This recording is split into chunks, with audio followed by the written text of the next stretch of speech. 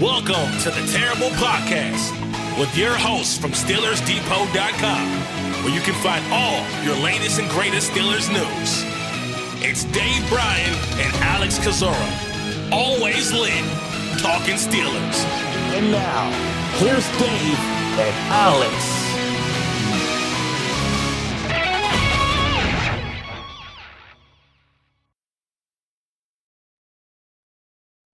Welcome to the Terrible Podcast, Season 16, Episode 69. He's Dave Bryan. I'm Alex Kozora, SteelersDepot.com. Thanks for being back with us this Friday, Steelers Station. Hopefully everyone had a very Merry Christmas, and let us be the first to wish you a Happy New Year. Hopefully Pittsburgh Steelers will ring in 2026 with a win over the Cleveland Browns this weekend. Will that game matter? We'll find out on Saturday night, but Pittsburgh's still gearing up as if this game will matter if the Baltimore Ravens are able to beat the Green Bay Packers on Saturday night. So, Dave, how you doing? Hope your Christmas was a good one. Yeah, it was nice and quiet. Hope yours was as well too. I know you went go visit the family there and get a belly full of food, and we sat around here and ate and watched, or at least I did. I was able to keep my wife off Netflix long enough so I could watch those couple of games yesterday, and then obviously the nightcap between the Broncos and the Chiefs, and got to watch a little Chris Oladokun last night. And every time I hear that name, I'm reminded of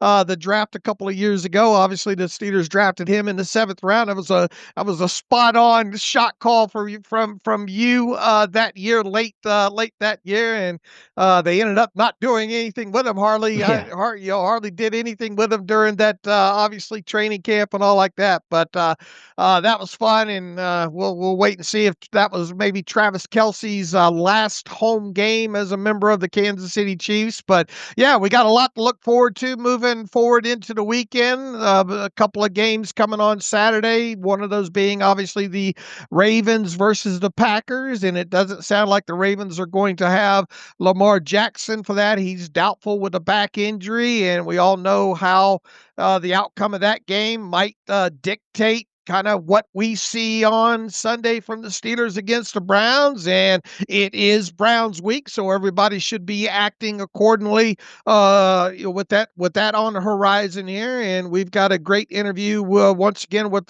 Scott Petrak later on in this show as he helps us preview that game. So with all that, I'm doing fine. And where shall we start?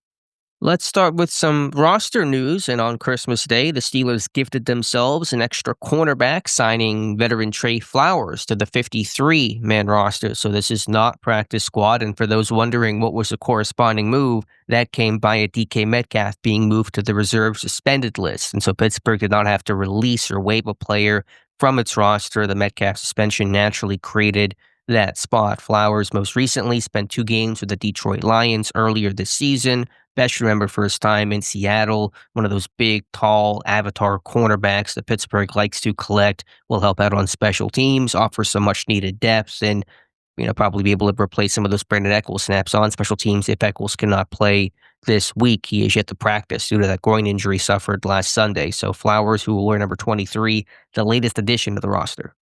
Yeah, hopefully they don't need a lot out of him in a starting role that in a meaningful game. I kind of view him as a downhill cornerback at this juncture. Not overly great in space. Looking back at a lot of his recent tape and all, and man, if you're a veteran cornerback and you're still out on the market at this phase of the season here, where a lot of teams just need bodies, usually doesn't bode very well. But the Steelers did have an interest in him several years ago and all, and he does fit the model long type of guy here. I think he can still run a little bit there, but once again, I view him as more of a straight line cornerback at this point of his career. He can play inside and outside. For being a tall corner, he was a safety more at Oklahoma State than he was a corner, and so he's got some inside-outside versatility, but obviously the goal is to not have him see the field, certainly not after being so fresh and new signing to the team. But there is some depth, there is some quality, special team snaps, over 1,100 in his career, and so that will be helpful. And as you said, Pittsburgh met with him way back when at his 2018 Pro Day, and that was the year they took Mason Rudolph and James Washington, and so Flowers and Rudolph can unite and reunite on the Steelers roster, but that is the move that Pittsburgh made from a health standpoint. We have not yet gotten the Friday injury report, of course, but on Thursday, 3 players not practicing. Calvin Austin III, his hamstring, Brandon Echols, that groin injury, and Jalen Ramsey was held out with an illness. 5 players limited: Isaac Seumalo, TJ Watt, Nick Herbig, James Pierre, and Cam Hayward. So certainly notable that TJ Watt returned to practice starting on Wednesday. He's been limited both days. Status still uncertain for the weekend. I believe Watt is going to speak today. Normally speaks on Fridays. Tomlin was indicating that Watt would be speaking with the media at some point this week, and so that'll certainly be notable, but status still unclear. And of course, if that Browns game effectively means nothing, that could certainly push Pittsburgh to wait one more week on TJ Watt. Yeah, it's hard to handicap all this with probably a few of these decisions maybe related to whether or not what happens with the Ravens game on Saturday night there. I know there's Ian Rappaport, Tom Pelissero are, kind of, I wouldn't say hedging, but at least leaving I'll say they're hedging. They don't know what he's doing. Yeah, they don't know, but I mean, 2 limited practices and guy coming off such a serious procedure as a partially collapsed lung. Personally, and regardless of whether or not this game means anything, I'll be surprised if TJ Watt's out there for this one. And if the game against the Ravens is a one that winds up being a winner take all, then obviously I could see him playing in that. But if it's not, I don't know if we'll see TJ Watt until potentially the playoffs and all like that. Nick Herbig, you go back to the start of the season, and Herbig had that hamstring injury that prevented him from playing in the opener there. I think at that time I thought, man, he might miss a couple of games there. Well, he only missed a one and came back. So I suppose if they got into this game against the Browns and the Ravens beat the Packers, I suppose we could potentially see him play in this game. The groin injury for Brandon Echols, I'm trending to think that maybe he's not going to play, especially with this team going out getting a guy like Flowers. Who else is kind of questionable for this one? Seumalo will be an interesting one to watch. 2 limited practices back to back because of the triceps injury. We mentioned Herbig already. James Pierre will be interesting to see. He's back working limited with the calf injury there. So a couple of these might end up being, to be determined based on what the Ravens do on Saturday night against the Packers there. So kind of hard to handicap it as a whole, but I feel pretty good about saying I'll be surprised if, and Austin obviously as well too, I'll be pretty surprised if Watt, Austin, and Echols wind up playing on Sunday against the Browns. Yeah, those questionable tags could be doing some extra heavy lifting, questionable from a health standpoint, questionable from a what does this game mean, what does it matter standpoint that may influence some of those 50-50 decisions. I think Seumalo's got a chance to give it a go. Limited reps for a veteran like him. He's done that in the past. With Watt, it's interesting. You'd like to get at least one good full practice in before he returns, even for a veteran like him. And I understand the point about holding him out and being extra cautious with him, but you'd like to get him some snaps before the postseason just to kind of get his legs back under him so he's out there. Because, for a playoff game, he's going to be playing 90% of the time. You're not taking that guy off in a moment like that. And so you'd like for him to not have a full, basically, month layoff where he has not really gotten back into football shape. So even if that was 15, 20 snaps in a game, that would be ideal. But obviously, you're weighing a bunch of factors. Right. And look, he might end up just because of the injury report and all, elevations, all he might be active just the same. And look, if he says I'm ready and I need some snaps on Sunday against Cleveland, then I roll him out there. But once again, like you said, I'm not playing him 40, 50 snaps if the game winds up being meaningless. Now, we could obviously get to Saturday night and in a situation where, hey, if you can get him out there and this game means something and he's ready to go and you can win this game, and then he can just turn around and take week 18 off. So a lot of it is to be determined. And yeah, you obviously would like to get his feet back underneath him in some capacity in these final 2 games, but is a well-rested TJ Watt, worthy of having come playoff time, assuming this team gets in the postseason tournament. That's something to factor as well too. Sure. So it will be interesting to see how the Steelers roll this and whether or not Watt indeed feels like he needs to get out there for 15, 20 snaps to get his legs underneath him. We may already have these answers by the time people listen to this, but assuming that TJ Watt does speak to the media today, what are you interested in him talking about? What are you hoping he says? He's not going to, especially if there's some sort of legal component to this thing with the Players Association and him and the dry needling and all like that. Look, he's pretty vague overall. Anyway.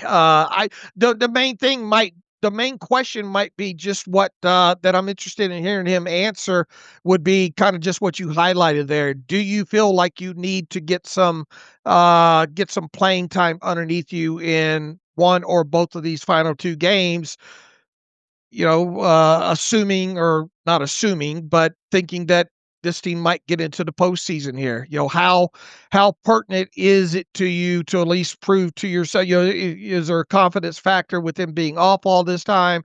Does he feel like he needs to get some level of playing time in one of these final two games to hopefully get ready for the playoffs? Yeah, I think that's an answer he'd be more willing to give. I would love to hear some sort of background on what exactly happened, even though we know some of the details as provided by Big Brother JJ Watt. But I just would like to hear, does TJ, feel like he's been mistreated by the team in any sort of way? Or is this just one accident we're all going to chalk it up to as some freak thing that we're all going to move on from? I'm doubtful he'll really address anything like that in a public setting. But if I had my druthers, to use your phrase, that's what I would like to hear. But certainly, I think realistically, Watt, from a does he want to play, does he feel like he needs the rep standpoint, will be very interesting to hear if he does speak with the media on Friday. And look, he can want everything in the world, but Mike Tomlin give Sure. give it to him too. That's the other component of it that we're not probably really going to know until 90 minutes before kickoff on Sunday against the Browns. And just to run through the players that were full on Thursday and should play in this game, at least health-wise, should not limit them. Aaron Rodgers, Jalen Warren, Troy Fautanu had a personal day on Wednesday, Ben Skoranek, and Christian Kuntz. And so those guys, again, veteran, game worthiness may matter for guys like Rodgers, but health-wise, all those guys are good to go. All right, you don't think Austin and Eccles will go, do you? No, those guys are going to sit. All right, well, what do you think about Herbig? Kind of up in the air? Yeah, you get into those 50-50 tricky situations there. Tomlin entered the week optimistic. I'll hold his hand on that one. I'll say that Herbig does play, but again, we're talking, flip a coin here. And as far as Isaac Seumalo, if this game doesn't mean anything, I'm sitting him too. Sure, yeah, if it doesn't mean anything, he's going to sit. If it does mean something, it'll be interesting. I think we'll give it a go. All right. And then from Cleveland's side, nothing. And there's a laundry list of names on the report. I don't know if there's a ton of guys that may miss this game in earnest. David Njoku's been out with a knee injury. He has not practiced this week, and so I very much doubt he'll be playing in this one. It's going to be the Harold Fannin Jr. show, as it has been for most of the season. Denzel Ward expected back with a calf injury. Scott talked about that. You'll hear from him in a little bit. Mason Graham battling a rib injury, but he's probably going to play as well. And we'll see those linemen, Batonio, Teller, they've been limited, but they're older guys, and so they should suit up as well. I tell you, it sure would help the Steelers' cause from just a win-loss perspective if Njoku's not able to play. That way they can focus a little bit more on Fannin there. And that guy's obviously been a beast. But you put two of those guys together, especially the way the Browns have been utilizing their personnel packages with a lot of heavy groupings, two tight ends. That would and we all know Njoku's had some nice games against the Steelers as well, right? So one less receiving weapon, and look, he's a good blocker and all on top of it there. So it would be a win for the Steelers if Njoku's unable to play in this game. They will have they obviously lost Judkins, who had a very, very nice rookie season. They lost him last week, I think a little after halftime to, what was it, a fibula ankle type injury. But the thing with him, at least fortunate with him, is it's not a ligament or anything like that type damage. So they'll be able to get him back probably by the start of next year. But they will have some backup running backs who will have to kind of figure out their roles. And they will be hampered by not having Judkins in this game. That's for sure. Yeah, terrible injury he suffered against Buffalo. I didn't get a chance to ask Scott this, but this is probably Njoku's last year in Cleveland, I would think, just given his reduced role and Fannon's emergence. And so the years of dealing with Njoku for Pittsburgh, which has been, as you said, for years now, has usually been their number one guy to worry about. That chapter seems to be coming to a close. Good point.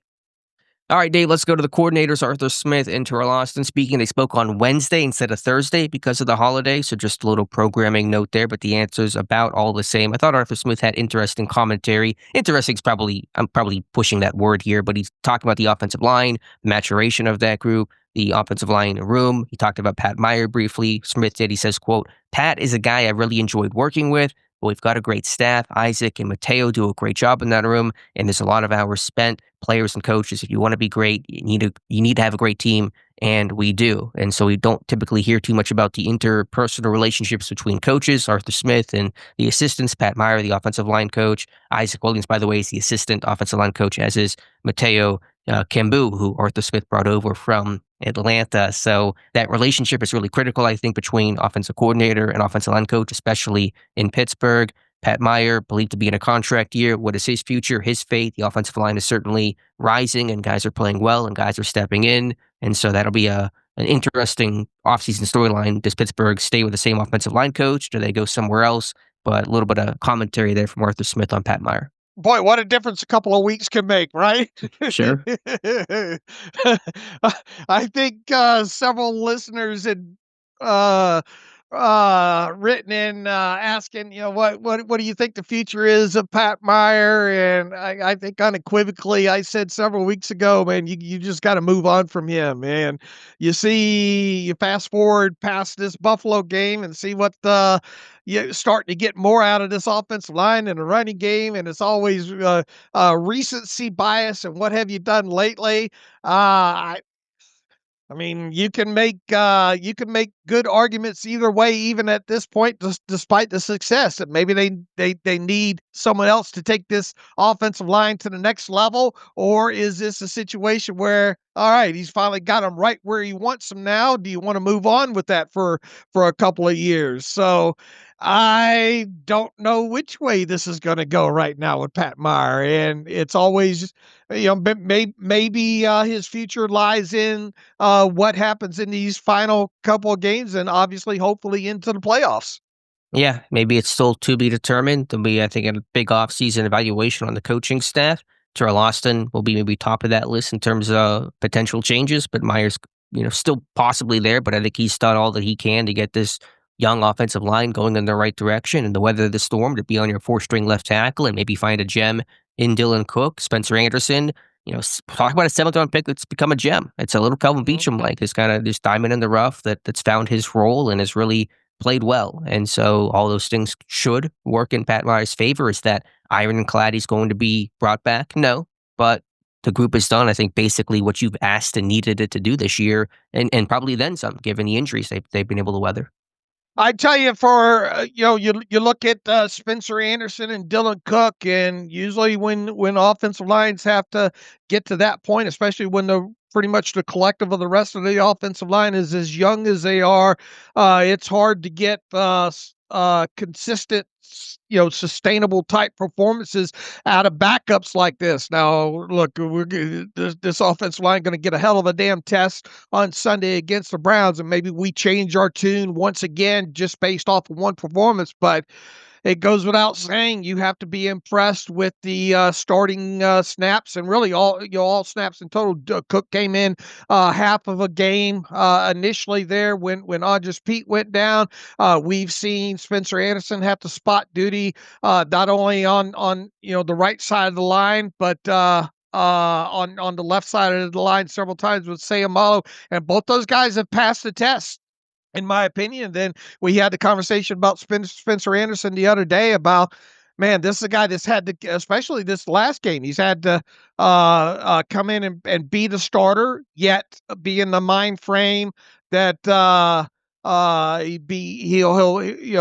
be the extra offensive lineman and have to report eligible and then have to carry out that role. And he's lined up in the backfield, lined up as a kind of an H-back, lined up into the line,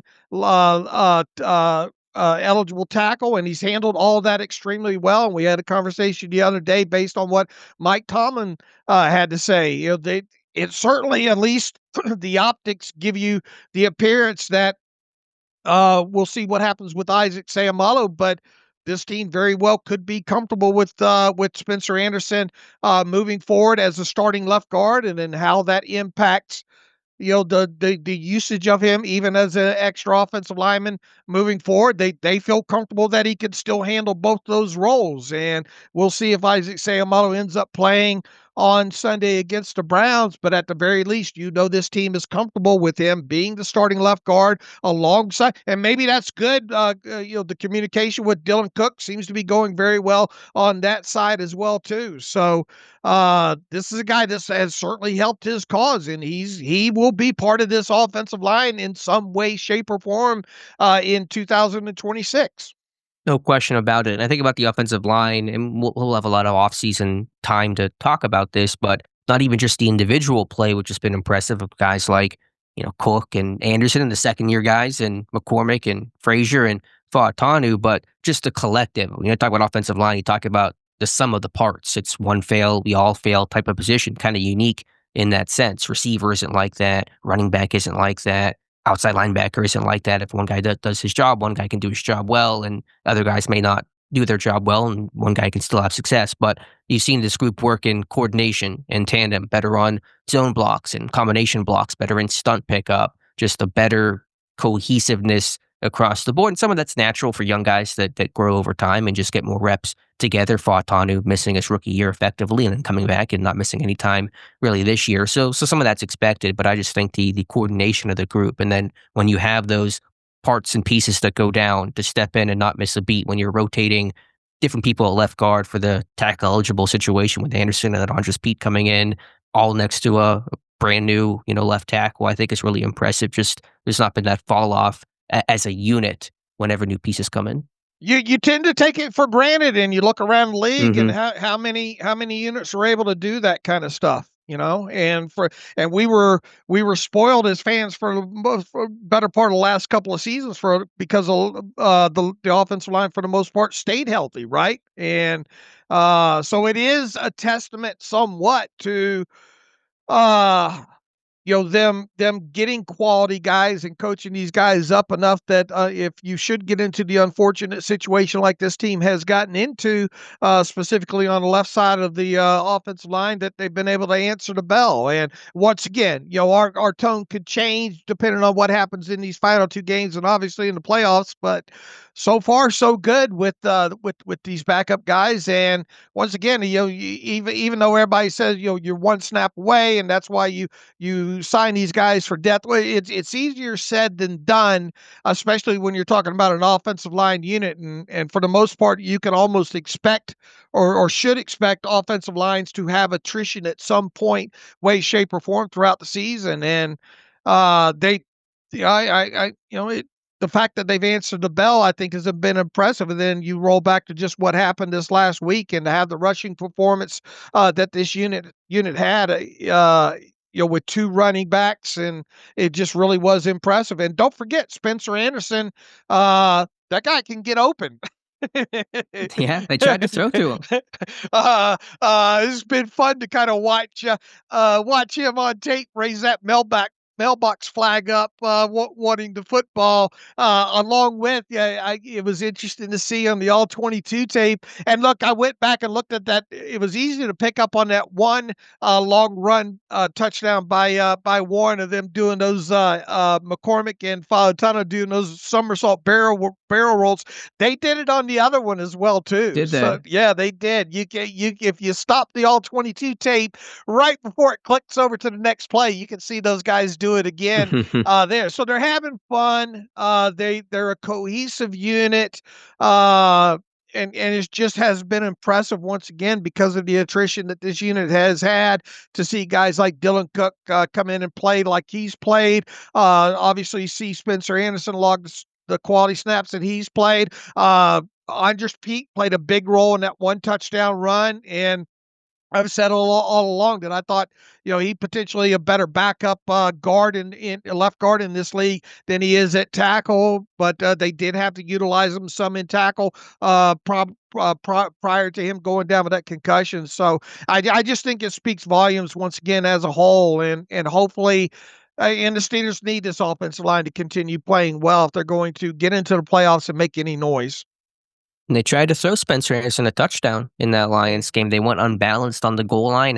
They tried to hide Anderson at left tackle, and unfortunately, the linebacker, I think it was Barnes, was able to figure it out and covered him well. But almost a first touchdown for Spencer Anderson. And just a quick follow up on that, Arthur Smith talked about that Gainwell 45-yard touchdown. It gets the buzz for the great catch by Gainwell. The check and motion by Rodgers to have Gainwell run that route. But Smith talked about, they changed the protection too. They went from 6-man protection to 5-man protection on the fly, and the offensive line responded. So all those things working in coordination too in terms of changing protections doesn't get as noticed as to Rodgers' impact and the Gainwell impact, obviously, but really important to the play. Arthur Smith also asked about the impact not having DK Metcalf for these final two games. Does the plan change? Who steps up? And Arthur Smith talked about they spread the ball around, and so really the philosophy does not change. Obviously, losing Metcalf is a negative, clearly, but they're still going to spread the ball around the way that they have the entire season. Yeah, and look, we have the opportunity now in these final two games, specifically if either or both wind up mattering, to see how valuable bringing in veterans like Adam Thielen and Marquez Valdez-Scantling wind up being. Because once again, you got two guys that have played a lot of snaps in the NFL. Aaron Rodgers is very comfortable at this point with both of them. You got to know that Roman Wilson's got to be chomping at the bit to get back out there now, specifically if Calvin Austin isn't ready to go this week. Scotty Miller, for Scotty Miller to be as basically inactive, not from an inactive standpoint, although he has been a healthy scratch later in the season, for Scotty Miller even to come in and make a couple of key catches like he did in this last game speaks volumes about the unselfishness of this room. And look, if the Steelers get in a situation where they have to have at least one of these wins in the final two games here, they are indeed going to have to spread the football around. And we might be looking back at, obviously we've criticized for the last couple of seasons, is this wide receiver room deep enough other than their number one? Obviously, for a while, it was George Pickens, and then they moved on, and then DK Metcalf was the one guy, but you're always like, man, they need something else. I mean, could we be potentially several weeks from now looking back and saying, man, what a couple of great gets it was in adding Adam Thielen and Marquez Valdez-Scantling late in this season to help and specifically help alleviate the loss of DK Metcalf for these final 2 seasons, or two games. Sorry, but so far so good, and I would expect them to continue spreading the football around in this offense, regardless of who's out there on Sunday against the Browns. Yeah, and that's a benefit. So the philosophy doesn't change, even where the challenge gets a little bit more difficult because everyone has been involved. Everyone can get the football. Aaron Rodgers' mentality is very much, I think, in lockstep with Arthur Smith. If let's spread the ball around, it's going to go to the open guy. It's not going to go to just one guy in particular. I think earlier in the season, there was kind of some force feeding of DK Metcalf in big time situations, but I think that's going to open up and even evolved the last couple of weeks. And obviously, we'll need to continue in Metcalf's 2-game absence. And not to give this much attention, but just as a note, the Lions fan involved in that altercation with Metcalf apparently will be having some sort of press conference on Friday. I don't know exactly what time. He'll be doing so with his attorneys to talk about something. And so he is certainly taking advantage of the notoriety, even if for many of the wrong reasons he has gained for his altercation with Metcalf. Well, if his goal was to get some self-promotion or 15 minutes of fame out of it, he's achieved that. I'm interested to see how much this ends up being either a circus or a more serious tone or what have you to it. But evidently his representation sending out emails to the media members to keep them abreast of what's going on. So, like it or not, that's going to be a topic of conversation later on today on this Friday. think when Aaron Rodgers spoke about erosion of society, this might be one of the things that qualifies for that. But we'll let you know if anything relevant comes out of that press conference. Also, one other small thing that's kind of a fun note. We knew that Ben Skoranek brought Aaron Rodgers his cake for his 42nd birthday earlier this month, but according to Arthur Smith, he baked it himself. Ben Skoranek, apparently a pastry chef in his free time, and he baked the cake for Rodgers. So what can't Ben Skoranek do? That's a good question there. Right now, probably not catch a lot of passes. Yeah. And that's another guy that obviously, you talk about the wide receiver room and what he's able to bring, the real physical guy that can help you in the running game. And if you're not able to utilize him in the passing game, he's still going to get probably uh, even though he didn't this past week, but the healthier that hand gets, he's going to probably potentially have a role, at least in some blocking components of this thing. Yeah, he's practiced full all week, which is good. I think he was out of the full cast he wore 2 weeks ago against Miami. I think he was wearing just some sort of half cast, I believe, against Detroit. So that's positive. And it's interesting. Aaron Rodgers spoke earlier this week, and he talked about that whenever he was at Green Bay, they really didn't have dedicated teamers, didn't really have guys that were on the roster solely for the special teams contributions. And of course, I know some fans will get annoyed by you and I talking about it, especially when it comes to put together the 53-man roster each August about who's going to make the roster for special teams. And Pittsburgh might be unique in that sense where they really have a dedicated group of guys where that's their job, whether that's a Ben Skoranek or Miles Killebrew or James Pierre to start the season. He made the roster for his special teams ability. And so that's really kind of maybe a calling card in terms of how Pittsburgh has run their organization, not just for this year, but for decades now. You go back to 2010s, you go back to early 2000s, my guy Chidi Iwoma, when they talk about Darius Hayward-Bay, Clint Creedwell, Sean Morey, Anthony Madison. I mean, the whole list of names that you can discuss. Pittsburgh certainly has had that culture for a long, long time. Rocky Bowman, right? Yeah, the redhead Rocky Bowman. Yeah, I think about him every time I see him on one of these late night. Mostly see him on some of these late night college games because he's. Does he call games now? Oh yeah. He's Okay. he's called him for quite a few years now, but you usually don't see him in unless it's one of those later smaller school type situations there. Interesting note about Ben Skoranek, real quick. A lot of people might not know this. He's under contract with the team for 2026. So uh, being a Pro Bowler, a special teamer, and all like that. I mean, he's going to be back potentially with this team at least through training camp, and you would have to think because of how good a special teams player that he's been in. Man, he's got, what did I say, 10 solo tackles, 10 assisted tackles so far, and you got 2 games left in this thing as well too. Well, I wonder what is the record for total tackles of special teamers for the Steelers, and is he approaching that? That's one thing that just popped in my head. Maybe we need to research.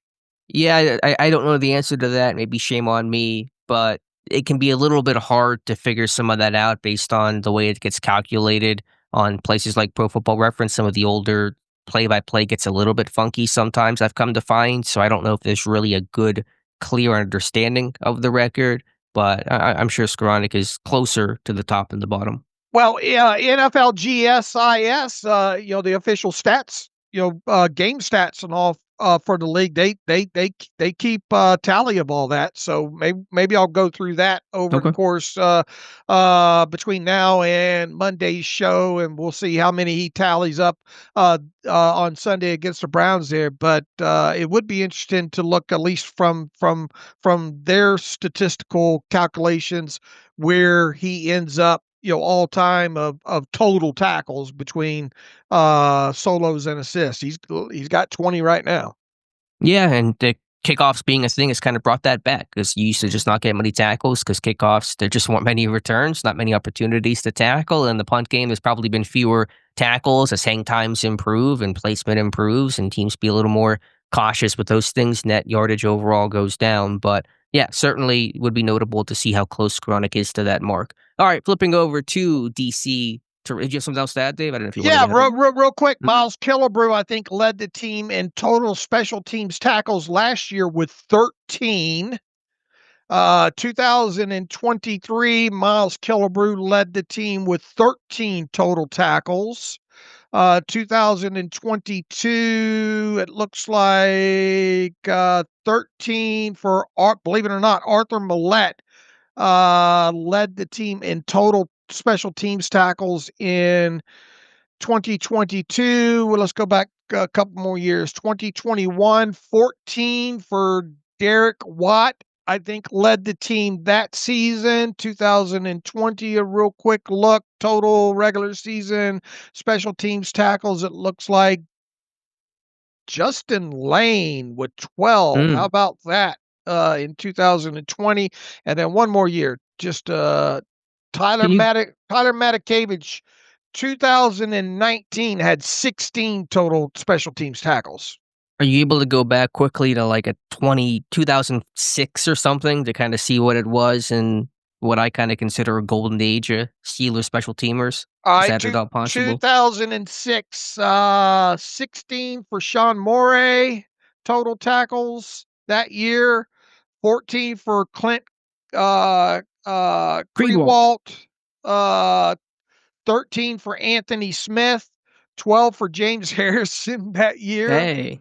Okay. All So right. So the numbers seem kind of similar. Yeah. Then yeah. if you can use that to kind of see what the record is, that might be the best source because I think PFR is not one that I can really reliably use to ascertain that information. So feel free to go down that rabbit hole. All right. So once again, 20 for Ben Skoranek right now with 2 games remaining. Deserving of that Pro Bowl. Will he get an All-Pro bid? Will be interesting too. That's certainly, I think, possible, and we'll see if he's the selection or not. All right, going over to Terrell Austin. Less to talk about here. Really a lot of praise for Joey Porter Jr., his play, his improvement, what he's doing in coverage is really impressive. Yeah, absolutely. And that's another guy that they're going to need if this team obviously gets into the playoffs as well too. But I don't know. There's a couple of stats running out there from PFF and regular statistical services about not giving up a touchdown in several weeks, and I mean he's really been good in coverage, specifically man coverage as of late. Had a real strong game, obviously in this last one against the Lions as well too, and I don't know how much you'll probably be tested in this game against the Browns, but I mean, you get into the playoffs and some of these passing offenses, and you talk about the Patriots and the Bills and some of these teams are going to need to continue to get that play out of him. And this is also potentially a extension off season for Joey Porter Jr. And we already talked about he can continue that meter running up until the top 10, depending on how he plays in these final couple of games. And obviously postseason should the Steelers get there as well too. So it has been impressive, more notably second half. And look, the penalties are down for him as well too. Maybe he's getting a little bit more respect. Maybe it's the change of the gloves matching the opposing outfits. I don't know, but he is obviously come on the second half of this season. Not that he was awful in the first half. It's just that it's been a lot more notable. A lot of these pass breakups and obviously the decrease in penalties. If there was anything that you'd say about Joey Porter Jr., and it obviously stems back to his college career, is you just like to see him be able to take the football away and register a few more interceptions. Yeah, that's still kind of the big thing to knock off that checklist. Austin also providing praise for Jack Sawyer in his first career start. He says, quote, I thought he played his butt off, played a heck of a game. I'm excited for him and really for his future. Hopefully he takes it from here and grows from here and continues to get to be a better player. And so I think Sawyer's had a nice rookie season. Are the high-end tools there? No. Is he this gonna be this great top-end pass rusher? No, but he can set the edge well. He can, smartly, no nonsense pass rusher, make some plays. He's played on special teams. He's highly conditioned, picked up the system well, adjusted to playing on his feet a lot more, dropping into coverage a lot in this Lions game, for example. So happy with the job that Sawyer did. I think the key thing when you look at Sawyer is you're able to get him snaps. Unfortunate, obviously, because of the circumstances coming due to injuries, but you're able to experience and getting playing time means a lot in developing these young guys here, and the fact that they're able to get him snaps and obviously the amount that he got this last game against the Lions, we'll see. I mean, you would have to think he's going to get a fair amount of snaps against the Browns and could end up playing basically the same role that he played against the Lions. The more snaps those younger guys can get, the better in the long haul, because at some point you're probably going to have to turn to him, and like, you might even be able to get T.J. Watt or some of those other guys off the field a little bit, even on into the playoffs, if he continues to progress a little bit. But I thought he was really, really good against the run in this last game. And is he ever going to be an elite pass rusher? No, but I think a lot of people knew that coming out of Ohio State there. But he's also a guy that's made a couple of defensive plays at key moments for this defense throughout the year as well too. So nothing helps a young player more than playtime experience in meaningful games, and he's gotten quite a bit of that this season. Yeah, it's one position where you can have a significant drop off whenever guys go down or rotate out, and you had to have good depth there. They ask so much from their outside linebackers. It's such a physically demanding position. They're not just pass rushers. They play the run as hard as they get after the pass, and so you don't always get those guys healthy throughout an entire season. So you better be, four deep there. Pittsburgh has not always been that, and they certainly are sitting in that spot right now. So happy to see that addressed with additions like, Nick Herbig and Jack Sawyer, two really good early day 3 picks that are paying off. All right, what else? Was there anything else notable from Terrell Austin? That was, I think, basically it. More praise for Harmon, the job that he did, and then kind of spoke to, and this was talked about a little bit, but maybe not a lot, about how emotional of a return it was for Harmon to be in his hometown, his family, obviously not having his mother around the holidays. I saw Harmon have a Instagram post of a photo of them two right around the holidays, and so I don't know how much that got really talked about. I think Cam Hayward spoke about it some post-game after beating Detroit on Sunday, but the emotional toll for Harmon to come back, play well, and really have a helping hand in Pittsburgh's win. Yeah, look, and you'll talk about another player, young player that unfortunately missed snaps this year due to injury. It's good to get him rolling late, and it would be nice to have him hitting a plateau as this team potentially gets into the playoffs here. So I thought it was a real good game by him against the Lions last Sunday as well. All right, Dave, let's take a pause and come back with our weekly beat writer interview. This week we're talking with Scott Petrak. You can read his work over at the Chronicle Telegram, Medina Gazette, and brownzone.com. Be sure to follow Scott on Twitter at Scott Petrak. That's Petrak. Let's take a pause and come back with Scott. All right, welcome back to the Terrible Podcast. It is Friday, the day after Christmas, and we're looking ahead to the Pittsburgh Steelers playing the Cleveland Browns on the road on Sunday, and an interesting matchup between the two teams. The last one, obviously, between the two for 2025, and with the Browns being the opponent this week, that means we're having our old buddy Scott Petrak back on the show. Scott covers the Browns for the Chronicle Telegram and the Medina Gazette. You can obviously read all of his work online at brownzone.com. He's got a podcast over there as well too, and you can read all of his daily updates on Twitter/X at Scott Petrak, Petrak. Hopefully you're already following him on that site there. So with that, Scott, belated Merry Christmas to you and Happy Friday. Thanks for coming back on the Terrible Podcast with David Alex. Merry Christmas. Thanks for having me. All right, let's dive right into it, Scott. Obviously, the Browns are playing out the stretch at this point. They're getting a long look at both of their drafted quarterbacks from this past season. First, it was Dylan Gabriel. Now, of course, it is Shedeur Sanders for the last several games here. Sanders in line to make another start on Sunday against the Steelers. Usually, I like to say that it takes about 20 games for you to really get a good read on a young quarterback, and neither one of those two have hit that mark so far. But with what you've seen so far, can you give us kind of a rundown of both Dylan Gabriel and Shedeur Sanders, and obviously most notable Sanders because of him making yet another start on Sunday against the Steelers? Sure. Just real quick with Gabriel, it didn't show a ton. Didn't get to play a lot. I think it was 5 starts, won 1 game. A lot of underneath things. Didn't stretch the field. Lacked explosive plays. Now, he didn't get a ton of help. The offensive line hasn't been great. The receivers aren't great. But if you didn't think Dylan Gabriel was going to be a starting quarterback in this league. He didn't do anything to change that. Now, Shedeur has started 5 games, and assuming he stays healthy, he'll start the last 2, gives him 7 starts, 7.5 games because he came off the bench for his NFL debut against the Ravens. I think he's shown a lot of potential, and I think it's always, you take your pre-draft opinions and carry those over. And I liked him before the draft.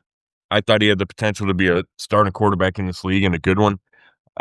So that hasn't changed. Watching him for these 5 starts he's made, there's been a lot of improvements, I think, during these 5 starts, whether it's reading coverages or, he used to have a bad habit of dropping back in the pocket and taking really long sacks, sacks for minus 13 yards, 15 yards. And he's gotten away from that to a good amount. It still happens every once in a while, but he's better stepping up in the pocket. I think he's shown the ability to avoid sacks and escape sacks better than I thought he would. I think he's more athletic than I thought. He's brought the deep ball to the Browns offense this year, which was missing all season. A couple games ago, he didn't play well against Chicago. He threw 3 picks, but he had 42 and 47-yard completions to Isaiah Bond. So I think there's a lot to like. Now, the question, big picture question for the Browns is, it looks like they're going to have a top 5 pick. Do you trust Shedeur Sanders to be the starter next year, or do you take a guy in the top 5, a quarterback in the top 5? And I think that answer is undetermined right now. Maybe these last 2 games can tip the scales one way or the other, but that's one of the big questions facing the Browns. That the buzzword everybody likes to use when it comes to these young quarterbacks is, what is their superpower? Have you kind of identified anything that could fit that category right yet, or is it too early? And where do you rank on the Josina Anderson scale of liking of liking Shedeur Sanders? Yeah, it's a good question about the superpower. I don't know if I have that answer. I don't think I have that answer. He throws the deep ball well. I think there's a clutchness about him. I think he has that clutch gene. Now, we haven't seen a ton of, he's only won 1 game. Right. But, he led him back against the Titans with 2 touchdowns in the 4th quarter where, they had 2 chances at the 2-point conversion and missed them both. And I thought that was a clutch performance from him. When he came into the league, I would have said that accuracy was a superpower. He has the FBS record for career completion percentage at 71. Last year at Colorado, he completed 74%, but he's at like 55, and that's coming off a game where he had a career best 69% completions last week against Buffalo. They took away the deep ball. He got to the checkdowns, completed 20 of 29. So I do think he's overall really accurate, and I've seen that since the day he got here and at Colorado, but it hasn't shown up as much here, and a lot of those are throwaways. But I think there's a chance that that's a superpower, but you certainly can't say that when he's completing 55% of his passes. Gotcha. Scott, Quinshon Judkins, the rookie, was having a great season, a terrible injury last week. What's going to be the plan without him? Is Dylan Sampson healthy enough to get back in this rotation? We saw Rocket Sanders, Williams also get mixed in a little bit. Is this true committee, or will one guy emerge in this game? Yeah, obviously that's a big loss for the Browns. I think if Dylan Sampson, if we knew for sure that he was going to play and be 100% healthy, that he would get the majority of the carries. He's the rookie 4th-round pick out of Tennessee. I think they would want an extended look at him. He's shown flashes. He had a long catch and run for a touchdown against the Raiders. I thought he just didn't do much early in the season. It felt like every time he got hit, he went down. And then as the season went along, he started making people miss. He has a long touchdown. There's been other plays where it's like, okay, out in space, he can do something. So if he were completely healthy, I think he would be the guy. But he's missed the last 2 games with a hand injury. He's been limited this week. I talked to him Wednesday. Was unsure if he'd play, was hoping to. I think he's got a tiny fracture on the top of his hand. So especially with him not playing the last couple games and the uncertainty there, I think it will be a committee. I think you'll see, if Sampson plays, you'll see some of him on 1st and 2nd down. If he doesn't, then you'll see a good amount of Raheem Sanders, another rookie, and then Travion Williams, the veteran, played a long time in Cincinnati. He'll be the third down back, and then if there's no Sampson, then I think you'll see some of him in first and second downs, kind of rotating in. At center, Luke Weichler's been starting as an injury replacement, so you got a pretty young center, the rookie quarterback. Is that creating a lot of stress and strain when you have two young guys trying to figure out NFL defenses pre-snap? You know what? It hasn't been as bad as I thought it would. Whippler's a smart guy. Hasn't played a ton, but has been around. Is a backup. So it hasn't. I haven't really noticed that. There was a fumbled exchange when I talked about those two missed 2-point conversions against Tennessee. They had a fumbled exchange, and that was big. I think Sanders just came out too early. Didn't have the ball before he took his drop.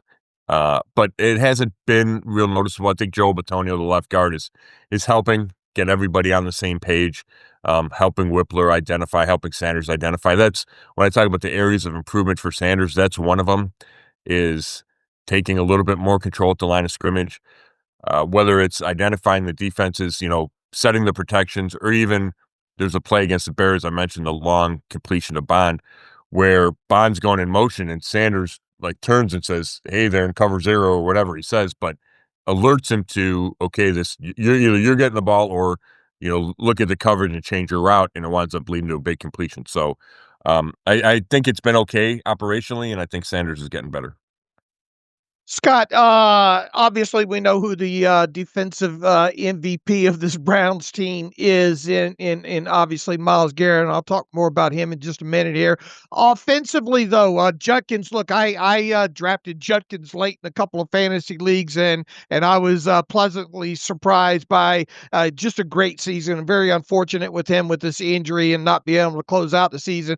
But Harold Fannin Jr. obviously having a really, really good year. It's impressive how they're using him in that offense, much in the way I think he was used in college. So it seems like they've hit on him there.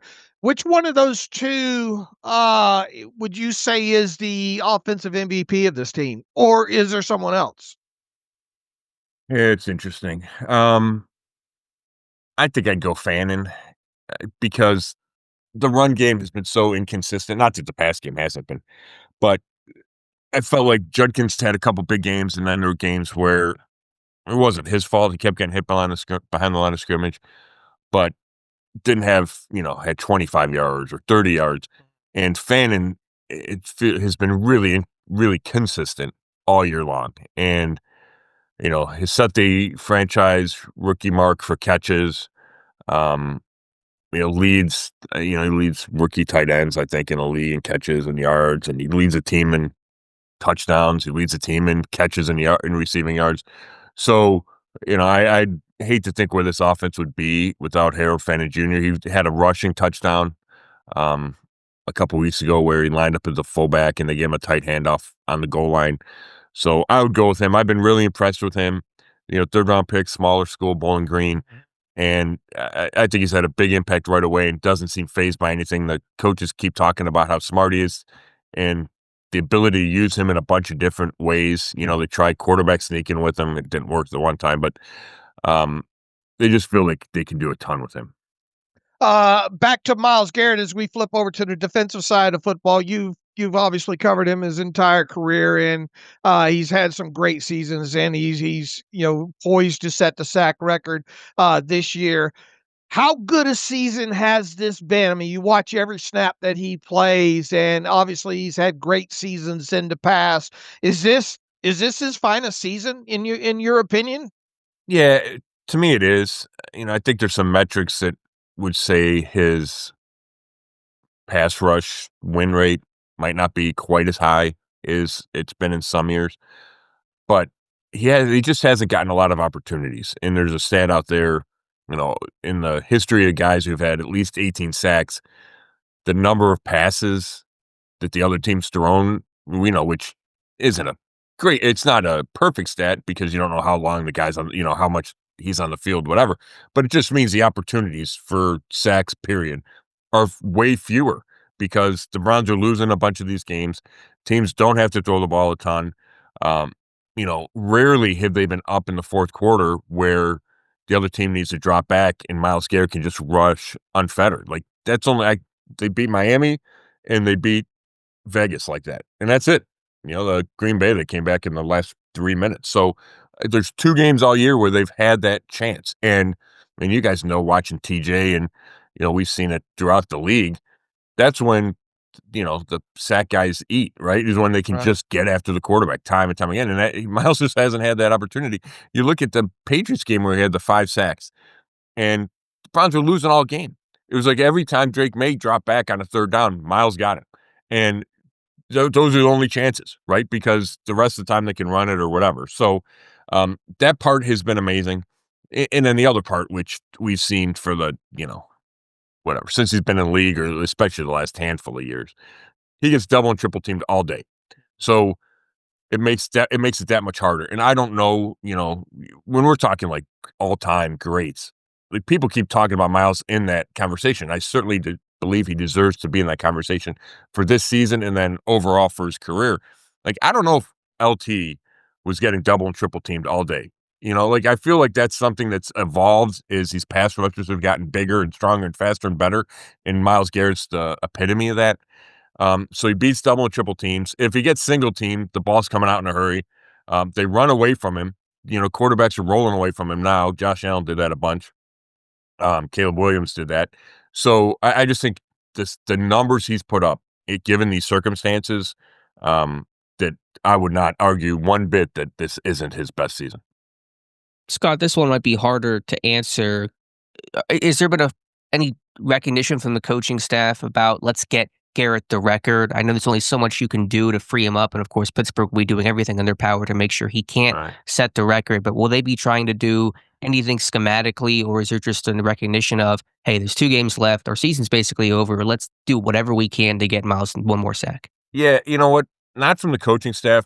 Kevin Stefanski continues to talk about how it's not that, and that's not Myles' main focus, and getting wins is Myles' main focus. And Myles has said that, multiple times. Stefanski kind of shies away from even answering questions about the sack record because he doesn't want to make it about one person in the record. It's about wins. Garrett wants it to come in a win. He's been adamant about that. But his teammates have talked openly about wanting to get him that record. And Denzel Ward specifically said, I want to be on the field when he gets it. And then Ward didn't play last week because of the calf. And Myles, got the half sack and is at 22 now. And Ward said, hey, I'm glad, he expects to be back this week. And he said, good, because I want to be out there when Myles gets it, and he's going to get it. So I've definitely heard it from the teammates, not as much the coaching staff. Sum up Mason Graham's rookie season. How's it been for him? Yeah, I think it's been good.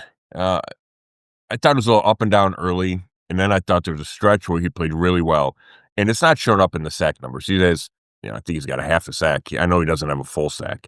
Thought he had one last week when he touched down Josh Allen, then they changed it. Yeah. He changed like 3 times. Right, yeah, it was a weird one. You're chasing this record, and in the last 2 weeks, there's been, did he get a full one? Did he get a half? Did he get anything? Like, hasn't been clean the last 2 weeks.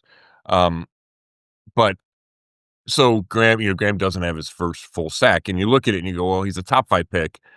So at some point, it's going to have to play, is going to have to show up in production, right? Like sack production is going to have to be better for him to be worth a top 5 pick.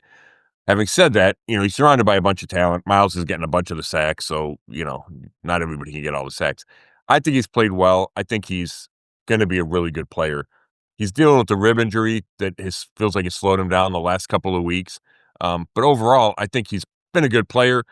We could have an argument whether he's a top 5, worth a top 5 pick with this season, but I don't think the Browns have any regrets about taking him.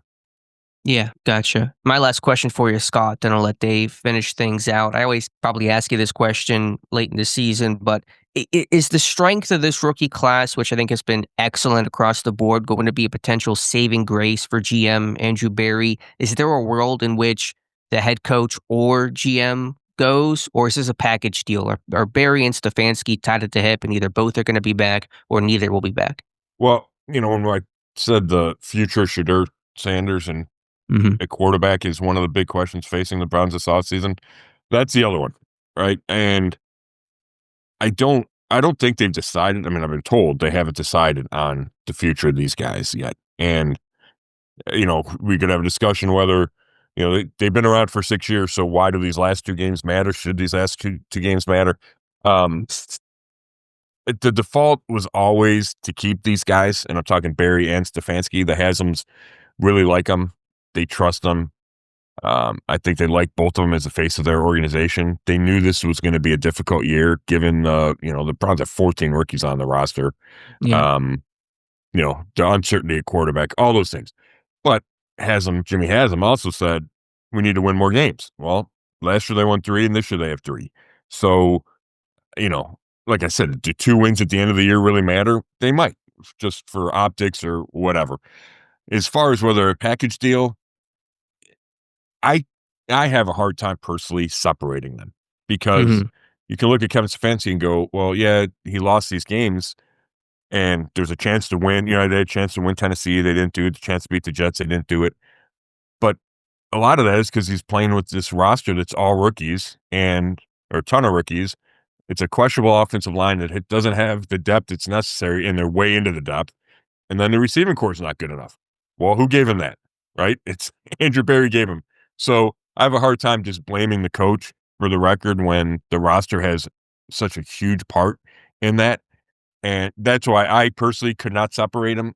I think there is a world that happens, but I don't think that's likely. I think it'll be both stay or both go would be my prediction.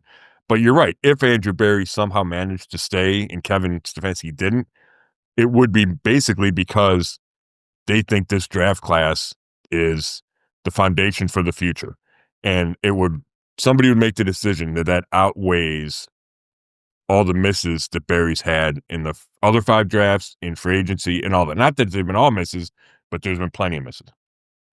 Scott, a few more. We'll close you out here. A lot of single high safety we're seeing from the Browns, especially I think the last 6 or so weeks. A lot of cover 1, a lot of cover 3. Is this just a byproduct of them knowing that they got a guy in Myles Garrett and a guy in Carson Schwarzenegger, and these guys can cover long enough one-on-one in most instances to allow him to get home? Is that why we're seeing what we're seeing? And they did go out there and trade for swap cornerbacks and Tyson Campbell on one side over there. What is your thought? Denzel Ward, obviously, on the other side. Is that why we're seeing a lot of this single high safety and a lot of cover 1? Yeah, I think there's 2 reasons. I mean, Jim Schwartz since he's been with the Browns, his lean toward heavy man coverage. That's how he wants to play. He wants to put an extra guy in the box. He trusts his corners, and I think where they get in trouble is when Denzel Ward got hurt. They still try to do too much man, and it's harder to play like that. I think I think they adjusted for the one, Ward's been out 2 games. So they have adjusted somewhat, which hurt him against the run because they couldn't devote as much, that 7th or 7th or 8th guy to the box, because they had to help out without Ward being out there. But when Ward's healthy and out there, and they like Tyson Campbell, they leave those guys alone. And they do play a lot of man. I think they believe it helps in the run game. They believe it helps get to the quarterback. They just trust him, and that's how Schwartz wants to play. So, I think it's as simple as that. His philosophy, and he likes his corners, and thinks that they can play that way. Kevin, one more question about Kevin Stefanski. We obviously hone in on the press conferences a little bit more when the Steelers play them and all, but I tend to watch, press conferences around the league, especially head coaches and all. He seems like a real even keel dude, and on the surface, it seems like he's a good coach. What is one main thing that you would say Kevin Stefanski's good at, and then what is one thing that Kevin Stefanski needs to maybe improve at as a head coach? Yeah, I think his temperament is a plus for him. I think he's good in front of the guys. I've been told that. I mean, 6 years now. And I mean, you guys, Tomlin's been there forever, right? But you have to have something about you to be able to stand in front of these guys every day or whatever it is, 6 days a week, and give speeches and have their attention and stay on message and all those things. And I think he's good at that. And I think the outsiders may disagree because he doesn't have that fire on the sidelines, right? He's not Dan Campbell. He's not screaming at officials, but I do think he's better at that than people think. He's certainly smart. I have no doubt about that. I think he knows football. I think he can express himself and communicate. Like he knows what, when you study an opponent, he knows what that means for his team. Like last week, just a small example, but they talked about having watched Buffalo and they knew there would be opportunities for Shadur Sanders to scramble. And they told him that during the week. And he rushes for 49 yards and has a couple of big scrambles that either get first downs or lead to first downs. So, like, they see the game well, or, he and his staff see the game well. I think when you talk about drawbacks, he came here as, one of those young offensive geniuses, right? He's this offensive mind. He was a coordinator with the Vikings, and they were really good early, and he ran that play action, wide zone scheme that the Niners run and so many teams run, but the Browns are really good at that. And they've gotten away from that. In the last 2 years, he's given up play calling duties at midseason. And, part of that is because he doesn't have the quarterback necessary to do what he wants to do, and it's hard to win when you don't have a quarterback. But, I think if you just look at it, you go, okay, well, he's probably not the same offensive mind as Sean McVay or Kyle Shanahan, right? And I don't even know if that's fair, but I think that's become the perception now of Stefanski. And when you have to give up play calling duties twice, it's a little bit of a red flag there. So I think he's a good coach. I do think he would get looks across the league, whether it be this year or next year, if he got fired by the Browns. I think he's that respected across the league. I think guys play hard for him. I think guys like playing for him.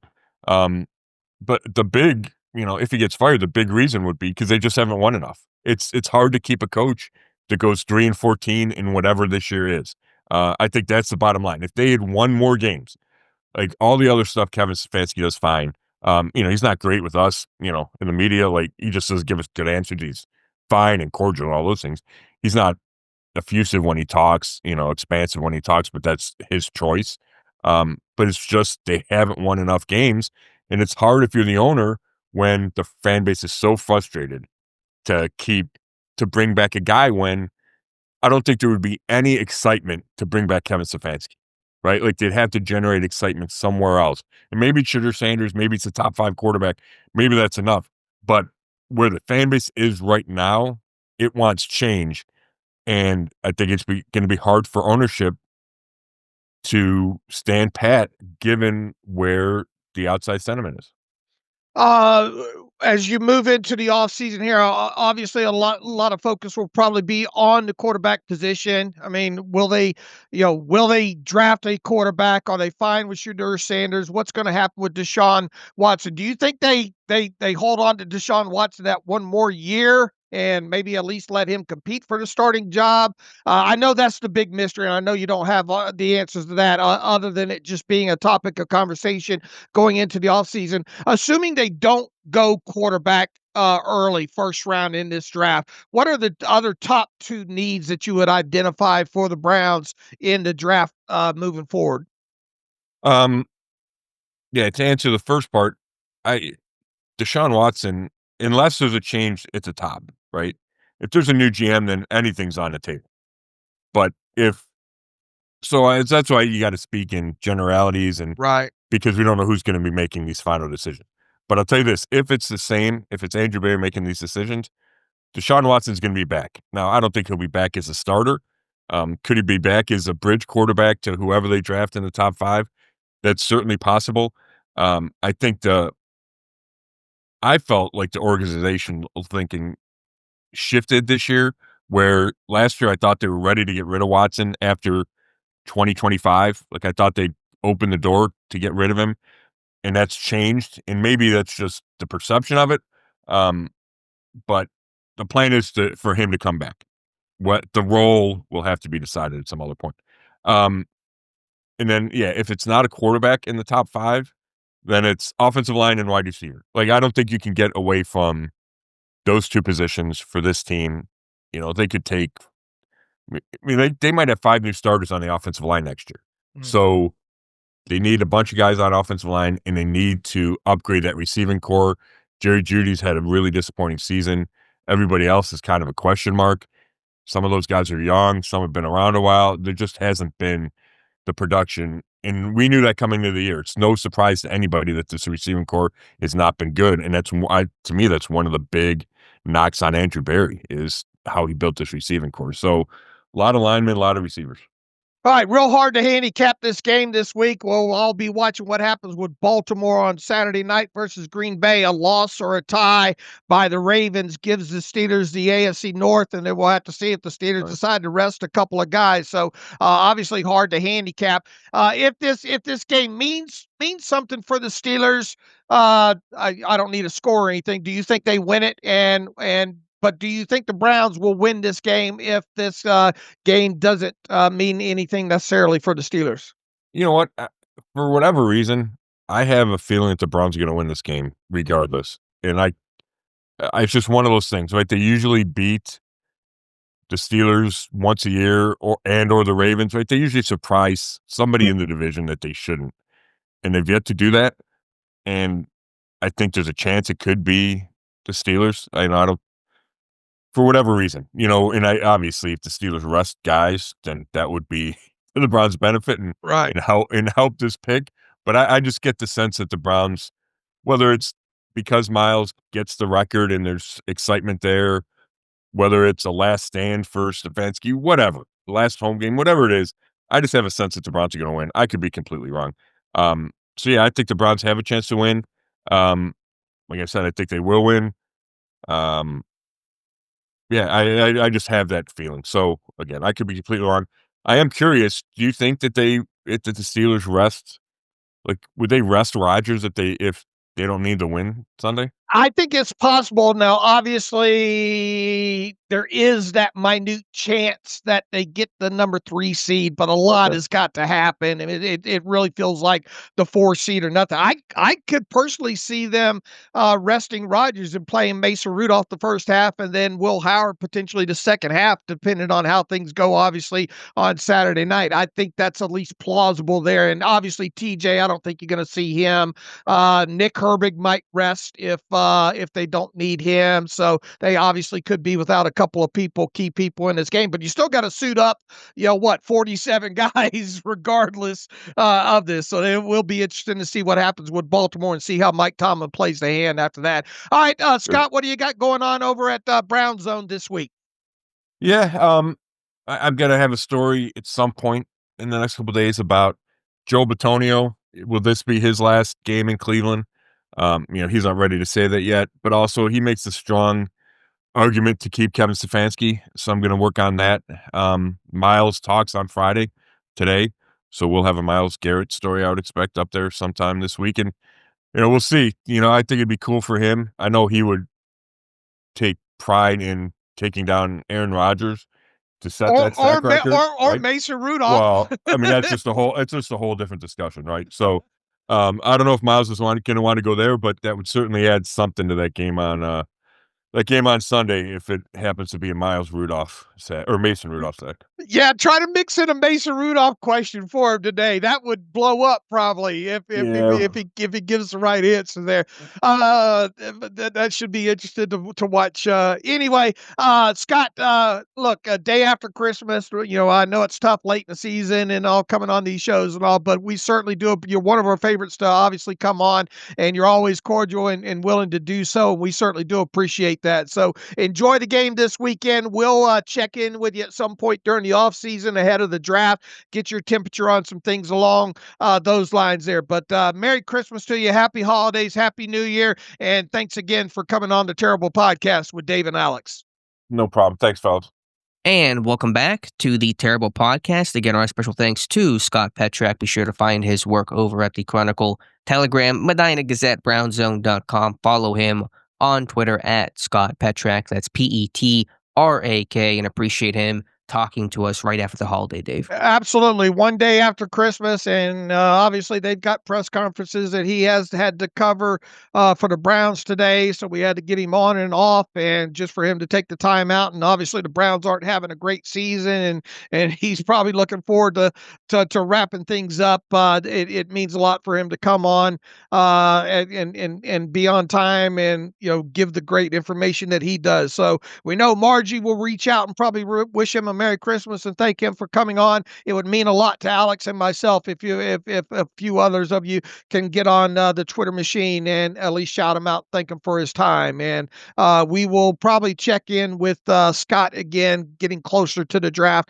and get his temperature on which way he thinks the Browns might be leaning at with at least the early round selections that they'll have.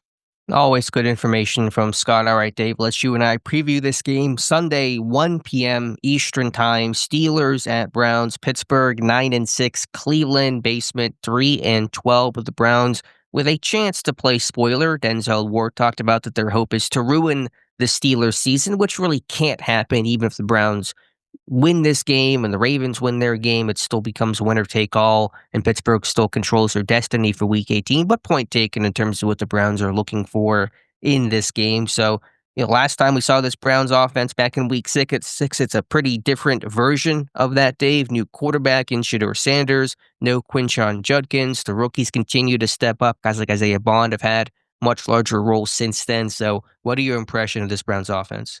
Yeah, I think the most notable thing is, and we pulled the last 3 games for tape study on this for all of our staff and for Alex and myself to do. And I thought most notable was the furthest away game versus the most recent game. The furthest away of the 3 was obviously the game against the Titans, and the most recent game was the game last week against the Bills. There, you really kind of saw basically the full gamut, or at least a large subsection of Shedeur Sanders in this game against the Bills. Most recently, they did a lot to try to keep the ball up underneath and prevent the down the field passes from Shedeur Sanders, and he really didn't even take a lot of shots down the field in that game. There was a lot of screens, a lot of quick RPOs, a lot of dump offs over the middle. The use of Fannin obviously continues, and I think that was kind of the subject matter going all the way back to the first time these two teams met. Judkins, the loss of him is really significant, especially for when you talk about their offensive line. They've already lost both their starting tackles this year. They've now lost their starting center.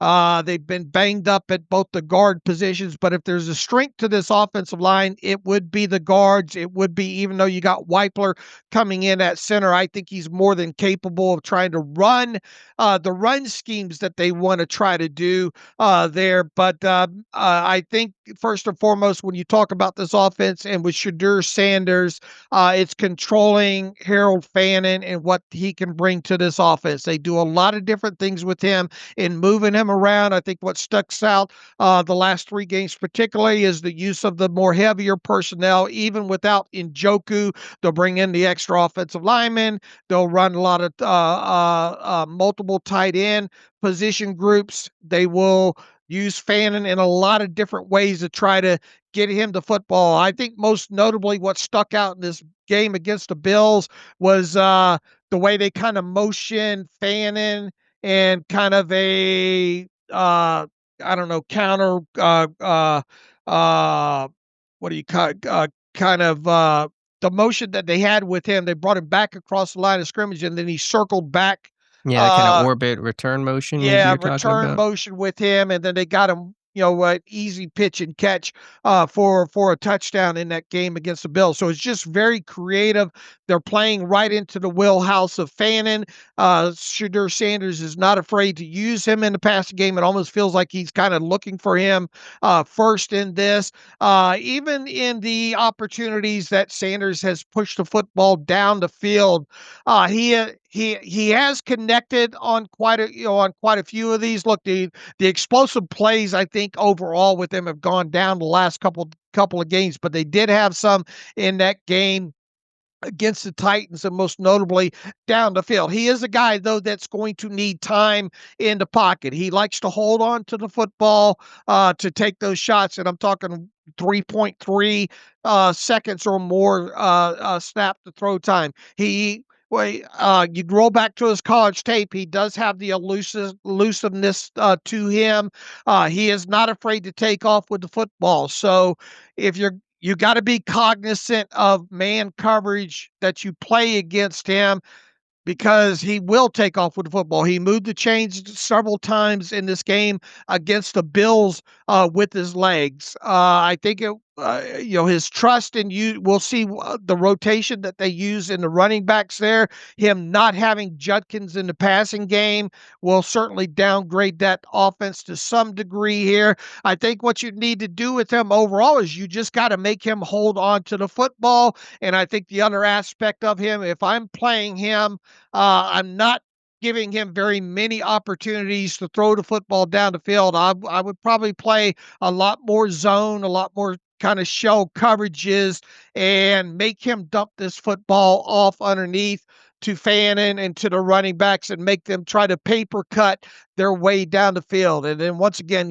not having Judkins is a huge blow to them in the running game overall, because Judkins could win outside, win in between the tackles. And if you take the component of the outside and make them try to force run the football between the tackles, even though they got two good guards, that might be a chore for them. So get Shedeur Sanders in third and long type situations, and in any other type passing situation, make it hard for him to push the football down the field. And then you got to pay a lot of attention to Harold Fannin in the passing game overall. I think that's the component that they want to do, is they want to keep Shedeur out of third and long situations.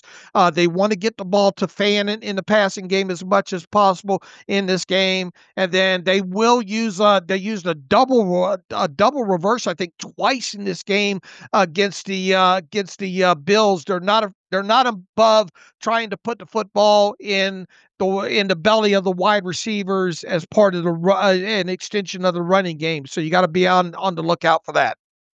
And I imagine they'll be focusing on that even more with Judkins out. You see Corley's got 10 rushing attempts this year. Isaiah Bond's a fast rookie out there on the edge. Corley was that do-it-all kind of space player at Western Kentucky, and they're kind of trying to utilize him in some similar forms and fashions. I think big picture for me, Dave, and those are all really salient points, got to just attack and take away the Browns down the middle. In terms of the middle of the field, they like to use Bond on those posts and skinny posts and seam balls to utilize his speed. They had a big play, I think, against Chicago, I want to say, for 45-plus yards to Bond on a post. And I talk about with Scott, that youth combination of Weipler at center and Sanders at quarterback. I think combined they have 8 or 9 starts between them. And I know that Scott said that's maybe been less of an issue than initially feared, than maybe it looks on paper. But I still think that's an area where Pittsburgh has to take advantage, collapse the pocket, stress the protections with some of the looks that you're going to give, and then take away the middle of the field, play a lot of middle of the field closed, I think, in this one, to make sure they can't get that seam ball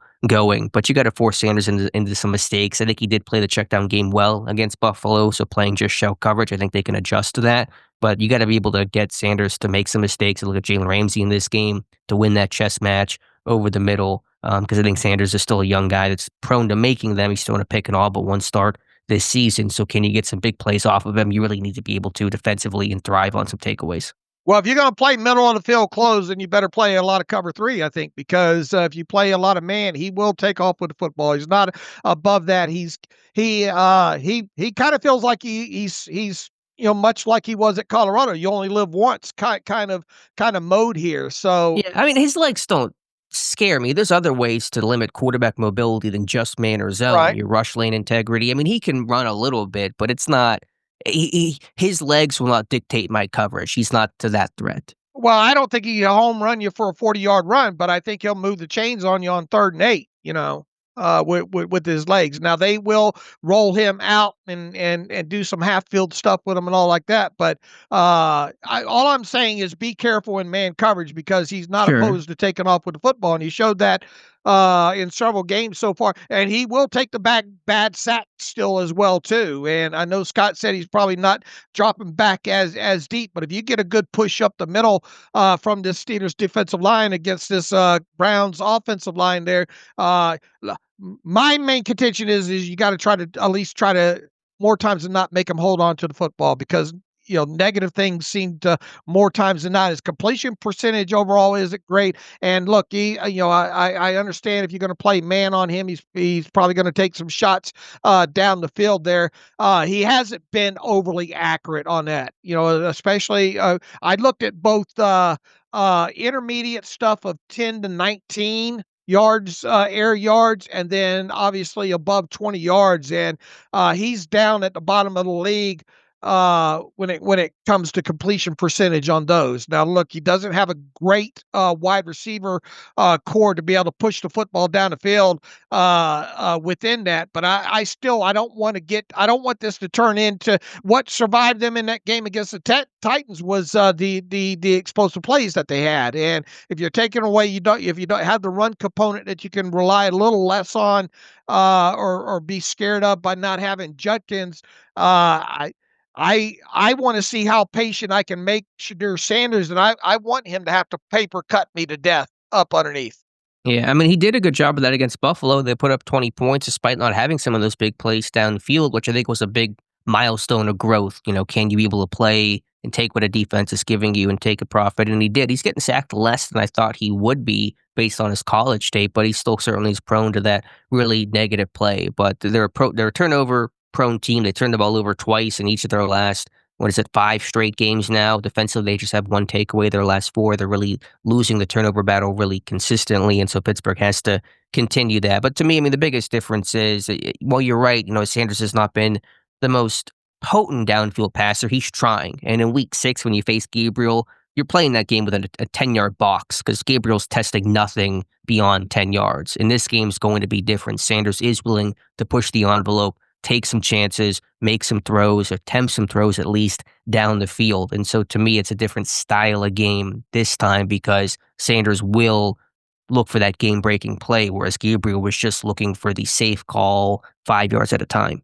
Yeah, even though they predominantly use him in shotgun, he will go under center. They'll use play action out of both with him.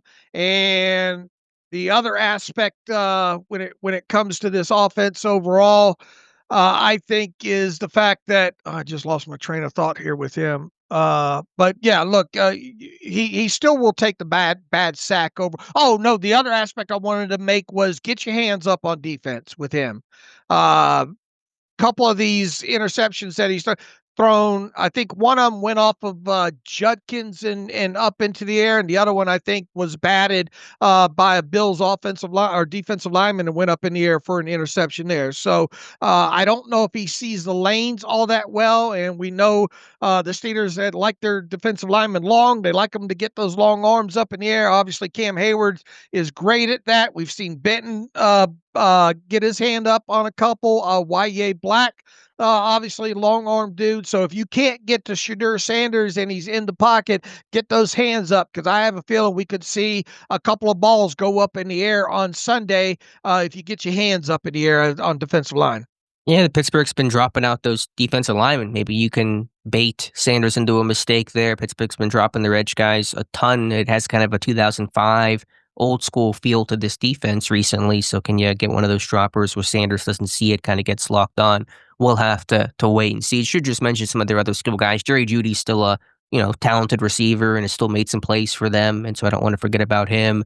And while the backfield's a big loss, minus Judkins, there's some talent and some guys you frankly just don't know a ton about. Rocket Sanders and Williams and Dylan Sampson, guys that have not played a lot of football this season. And so there's kind of an unknown component to, okay, what's their run style? What's their personality? What run calls will be leaned on to match and suit their skill sets? You've not gotten a full game post Judkins. You had him at halftime. Right after the first half, you kind of had to get through the game with those guys that came in with whatever game plan you were building around Judkins. So there's kind of an unknown component to the Browns' run game, I think, going into this contest. And always when you're talking about late season games, about teams out of the playoffs and playing a rival type situation, be on the lookout for anything, right?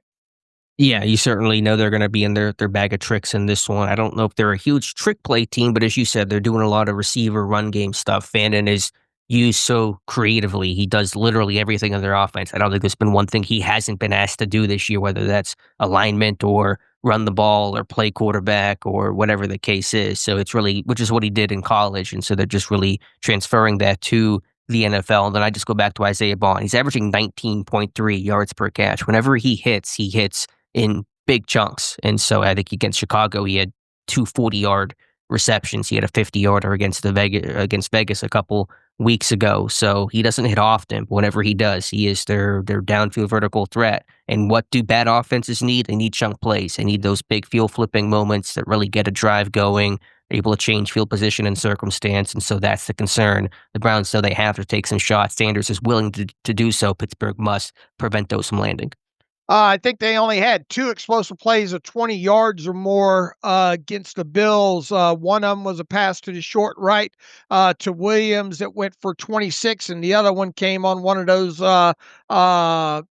double reverses, I think, Corley, and then to Isaiah Bond that went for 27. So they and the Bills, seem to play back to eliminate the downfield stuff, and it ended up with the Browns not being able to register really down the field explosive plays at all. Yeah. So Bond, I think, has 4 receptions of 20-plus yards on the 16 catches, so a 25% rate there is notable, but that's kind of what I got there for the offense, Dave. That's what I got there. All right, defensively, of course, Myles Garrett is the number one threat here to worry about. Myles Garrett's never gone an entire singular regular season without recording a sack against Pittsburgh. He was held sackless in the first matchup, and so he's certainly going to be looking to change that to own the sack record, 1 sack away from owning it himself, a half sack from tying TJ Watt and Michael Strahan's mark. But it is more than just Myles Garrett. Malik Collins has 6.5 sacks this year. They got Mason Graham, first-round pick up front. Alex Wright, they extended mid-season. And so there's a talented front for Pittsburgh to deal with. Yeah, absolutely. And it obviously starts with Myles Garrett. And as Mike Tomlin said, heck yeah, Dylan Cook's going to get a lot of help. And you're talking about a Myles Garrett that will move around. That'll go to either side. I think you see less of him lining up in the middle and getting pass rush situations from there. But he has done that before, and he has won that way. So you got to be prepared for him to move all around that defensive front. Try to give as much help as you can in the form of chips from a tight end or a running back, and they can't be half-ass chips as well, too. If you're going to help, you need to help out a lot in that. It would be nice if this game winds up being meaningless and you could take the take the approach of trying to run at him as much as you can when he is on the field and when he's off the field. But obviously you're going to have to pass in situations when Myles Garrett, you just look. He's a game wrecker, and you can't let him wreck a game. You can't let him. Not only the sacks are enough because they put you behind the chains, but this is a guy that gets the football out a lot of times as well too. So you just can't let him wreck the game. The Steelers hopefully be able to run the football quite successfully. They've got a great young running back in Carson Schlesinger that's definitely a keeper that's going to be around this this league in a long time. However, playing next to him is Devin Bush, and Devin Bush is still Devin Bush. Now, Devin Bush has made a few plays. I think either picking up a fumble or an interception. Didn't he have a pick 6 or something, I think, a couple of games ago there? But I'm getting bodies. I'm getting bodies as much as I can to the second level on both Schlesinger and Bush and make them try to continue to fight through that traffic. This is a defense that can be run on. Look what Buffalo did, especially on the edge. They can be run not only between the tackles, but on the edge as well too. I don't think their corners do a great job in offering run support. And defensively, as I talked about with Scott, that really, really is stuck out on tape, and probably not a big surprise being Jim Schwartz is the defense coordinator. You're going to see a lot of middle of the field closed in this. You'll see man, and you'll see a lot of cover three in this game. So when they present the man, which you're going to see a lot in this situation, these are going to be opportunities for either Aaron Rodgers or Mason Rudolph to take the shots down the field. Obviously, you're not going to have DK Metcalf in this game. You're likely not to have Calvin Austin III in this game. So you're going to have people winning in the passing game on one-on-one. I suppose we could see 2, 3, 4 shots to Marquez Valdez-Scantling down the field. Adam Thielen on some of these overs in some one-on-ones. That's a way that Adam Thielen has shown that he can win in the man game. And then obviously your number one pass catcher right now is Kenneth Gainwell, right? So if there should be plenty of opportunities, some nice matchups with Gainwell and one of these off the ball linebackers in the passing game. But you're still going to want the ball out quick overall because of a guy like Myles Garrett and the rest of the pass rush that they have. But this does set up for a game where Pittsburgh should be able to take some shots down the field against man coverage. Yeah, there's certainly a man personality, kind of similar to Detroit, although the Lions ended up playing a lot of zone in that game. We'll see if the Browns stay in man. They probably have the bodies and getting Denzel Ward back, which will make them more willing and comfortable playing a lot of man-to-man. The other thing about Myles Garrett, everyone knows how good he is, but his alignment, in that Jim Schwartz scheme, he's really just a wide 9 the entire time. Even on rundowns, I'm watching 2nd and 6, 12 personnel, he's still widely aligned without even a tight end to his side. And so they really want to get him wide off the edge. And I know Garrett talked about some of the struggles that Buffalo gave him to kind of force him off that wide 9 spot, some of the bunches and looks to his side that kind of forced him inside and where it made it be a little bit easier to chip sometimes. So we'll see if Pittsburgh's able to kind of copy and carry some of those things over. But as you said, they can be run on. Look at the backside cut on zone schemes. James Cook's got really good vision, but he was able to find that consistently. So that's probably a factor. As you said, the toss game, they've been hit and miss. They've stopped it sometimes. They could not stop it well against Buffalo. And so it's very much Pittsburgh's scheme. So I imagine we'll see the toss game get working in this one. And then I think in play action, you can win on some of those Yankee concepts, some of those overs and crosses. You watch Caleb Williams spin a touchdown to DJ Moore against Buffalo. I think hit a big play to, who was it, Shavers, I think, over the middle on a crossing route. So you certainly need to be able to win your one-on-ones in man coverage. And again, doing that without DK Metcalf. And so your backup receivers must win their man coverage battles. Yeah, and in the running game, I would definitely try to run away from Schwezzinger when at all It's possible. hard to do. This guy's got double-digit tackles basically every game of the season. He leads all rookies in tackles. So I think it's managing the defensive line. It's okay. Schwezzinger makes 12 tackles in this one. It means you're probably getting in the second level a good bit in this game. I think it's really just kind of handling those guys up front. And if those linebackers are making tackles 5 yards deep each time, it's going to be a good day for the run game. All right. Anything else there?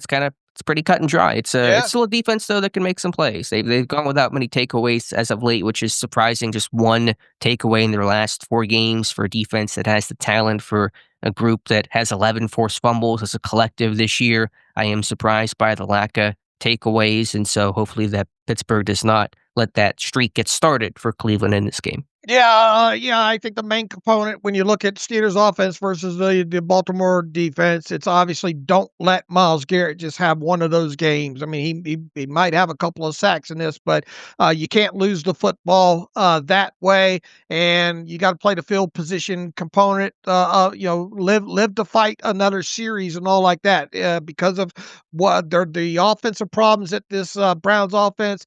Making them go a long way down the field is just something that they're not likely to do a lot of in this game. So you can't provide Shadur Sanders and that offense, short fields by means of turnovers along those lines there. So don't let Myles Garrett kill you, and then keep the Browns offense playing on long fields. By the way, the Browns punters had a pair of punts blocked this year that's tied for the league high, including just a couple weeks ago against Tennessee. So I imagine Danny Smith's been in the lab all week trying to find a way to get number 3. All right. We'll see if they can do that. All right, Dave, just a quick side note and just kind of showing how this is going. The Lions fan did hold that press conference today, it was on Zoom. It was not held in person. And according to beat writers who attended, they were on mute the majority of the time. And so they could not be heard most of the time. Apparently, the Lions fan wants DK to apologize or say that he did not say any slurs that Metcalf apparently accused the fan of. But it was a Zoom call where they forgot to unmute themselves. So kind of sums up everything there, Dave. How do you let that happen if you're a law firm representative? That's not very good. Good first impression there.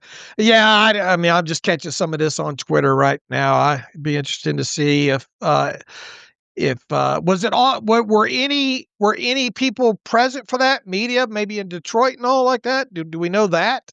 It was a Zoom call, so I don't think anyone was there in person. I think you just were on the Zoom call, and apparently they were muted for the majority of the presser. Oh, great. Okay. So, wonderful. Things are great. All right, Dave, let's get into our picks. And of course, before we do that, let's hear from our friends over at MyBookie. It was a bah humbug kind of Christmas for you and I picking these games. I went 1-2. You went 0-3. Continuing to need to follow the golden rule of divisional games. Big lines always take the underdog to be able to at least cover in that one. So that's kind of how yesterday went. But before we make the rest of our picks, Dave, let's hear from our friends at MyBookie. Yeah, let's see here. MyBookie, we're pleased once again to have them back as a sponsor of the Terrible Podcast, specifically on our Friday shows where we pick all of the games against the spreads on mybookie.ag, and that includes the Steelers game as well. When you talk about MyBookie and mybookie.ag, December doesn't have to be the most expensive month of the year if you're betting with MyBookie. They're winding down their 12 days of Christmas promotion with daily offers dropping back to back across their sports section of the website and their casino section of the website as well too. I'm talking about bets and gets, profit boost, free spins, even surprise drops just for social media and Telegram users. And December's packed with MyBookie with the NFL, the bowl season, college hoops, obviously hockey in full swing as well too, all serving up opportunities to cash in on their site. Go to MyBookie right now at mybookie.ag and punch in our promo code TERRIBLE. That's promo code TERRIBLE if you're a first-time user, and get your first bet covered up to $500. What does that mean? It means if you go big and you miss with your first bet, just use your bet back bonus token and run it back again. And as always with MyBookie, you can bet anything, anywhere, anytime. Only with MyBookie, go to the site mybookie.ag or go online and get their app for your portable device as well too. So once again, we appreciate mybookie.ag for being a longtime sponsor of the Terrible Podcast, and use promo code TERRIBLE at sign up if you're a first-time user and take advantage of their promotion of their bet back bonus token. All right, Dave, let's make our picks for this week. All right. Well, let's see real quick. We both had the we both had the Cowboys, I think, minus 9.5 in that game on Thursday. We both lost that one. Let's see. The Lions, I had the Lions minus 7.5 points. I think you did as well too. Mm-hmm. Obviously, the Lions lost that game and are now out of the playoff picture. So we both lost that one. And in the nightcap, I had the Broncos minus 13.5. You had the Chiefs plus 13.5, and you very easily covered that. So I go into Saturday 0-3. You go into Saturday 1-2. Not a great showing by us. So we got to see if we can help the folks do a little bit better here with the remaining games. And let me pull up the lines real quick here. We will start first with the Houston Texans playing on Saturday afternoon against the Los Angeles Chargers. The Chargers at home laying 2 against the Texans. And remind me about the seeding in this one. If the Texans win, then Pittsburgh cannot get the 3 seed. Is that accurate? Right. Now, there's obviously if the Texans lose, there's other opens up other possibilities. It's still a long shot, even if the Texans lose for the Steelers to get the number 3 seed, but the door, I believe, will completely close if the Texans beat the Chargers on Sunday in LA. All right, you said this is in Houston or in LA? This is in LA, Chargers laying 2 at home. Take the Chargers. I'll take Houston to win this outright. So give me the +2 points there. All right, a game that will have our attention Saturday night. The Baltimore Ravens on the road against the Green Bay Packers. We're waiting to see who winds up. The interesting thing, I guess, about the Lions losing on Thursday was the fact that Green Bay has now clinched a playoff spot. However, Green Bay is still technically in line to maybe win the NFC North division. They obviously, I think, would need the Bears to lose their final 2 games. And what's interesting, I think Green Bay plays Detroit the final game of the season there. So Detroit's now out of it. So even though Green Bay has clinched a playoff spot, they still have a chance to obviously increase their seed and get a first round home game. So this game still means something to the Packers somewhat. But the Packers are at home, laying 4 points to the Ravens. It does not sound like Lamar Jackson's going to play in this game due to that back issue. And then we've got a couple of banged up quarterbacks in Love and Malik Willis that we're going to have to watch. It feels like one of those guys will at least be able to start this game against the Ravens. But the Ravens obviously need this. If they lose or tie to the Packers, that means the AFC North division goes to the Steelers. 4 points at home for the Packers, or giving 4 points. What say you? I will take the Packers, and we'll save the conversation much more for the offseason. But what is the future of Lamar Jackson in Baltimore? Is it still ironclad and secure, or are there some questions about is Lamar the guy? I don't know. Mike Preston had a hell of a damn article in the Boston Sun the other day. That's caused some waves there. It feels like this team's going to go forward at least another year with Jackson and Harbaugh. That's my overarching thoughts on that there. I have not completely.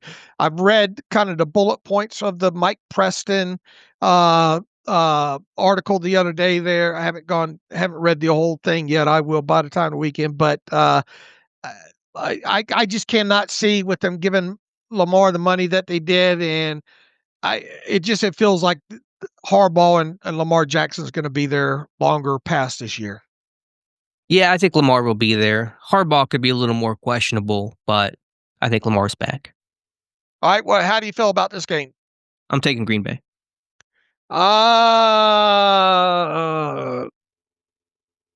Man, Ravens got to play this one like it's a playoff game. Give me the Ravens. I'm not convinced the Ravens win this, but I think it could be a field goal game. Give me the Ravens +4. I'm obviously hoping Green Bay wins this outright for obvious reasons. How about the Jaguars on the road against the Colts? I guess Phillip Rivers is going to stay in there for at least one more game as a starter. They'd probably be wise to get some of these younger quarterbacks some time. Well, the Colts still mathematically are still in the playoff race. Somehow, Right. I don't know how they're still in it after losing another game, but they still are. All right. The Jaguars laying 6 on the road against the Colts. Lines are too big for these divisional games. We kind of found out this Thursday. So give me the Colts cover. I think the Colts can maybe win this one outright. So I'm with you. Give me the Colts +6. I'm rooting for Phillip Rivers to win at least one in his comeback here.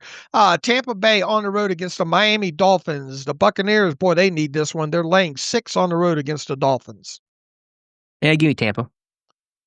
I'll take Tampa, lay the 6 along with you. The Seahawks on the road against Carolina Panthers. The Panthers need this one as well, too. The Seahawks 7-point road favorites against the Panthers. We'll take Seattle. I'll take the age-old Seattle on the road. I'll take them laying the points every time. I'll lay the 7 with you. How about the Saints on the road against the Titans? The Saints playing pretty decent ball right now. Saints laying 2.5 on the road against Tennessee. All right, Tennessee had a big blowout win over Kansas City, so kudos to them. But yeah, Shuck's doing a nice job. I'll take New Orleans. I'll take New Orleans later, 2.5 there. The Cardinals on the road against the Bengals playing out the stretch. The Bengals laying 7 at home against Arizona. I'll take Cincy. I'll take Cincy lay to 7 there. I think Cincinnati blows them out. The Patriots on the road against the Jets. Patriots laying 13.5 on the road. Yeah, it's a big line. I just don't trust the Jets offense at all. Take Pats. I'll take, and by the way, the Jets put Justin Fields on IR, effectively ending his season. What a disappointment. No way Justin Fields back on that contract, right? No, he's going to be somewhere else. Will he be back in Pittsburgh? I guess will be an open question. I don't particularly like those odds right now, but it'll certainly be a talking point this offseason. All right, I'm with you. I'll take the Patriots lay to 13.5. How about the New York Football Giants on the road against the Raiders in Las Vegas? The Giants are laying 1. Oh, this is the toilet bowl for basically number 1 overall pick, right? Yeah, this is kind of an intriguing game the other way. Oh man, I will take the Giants.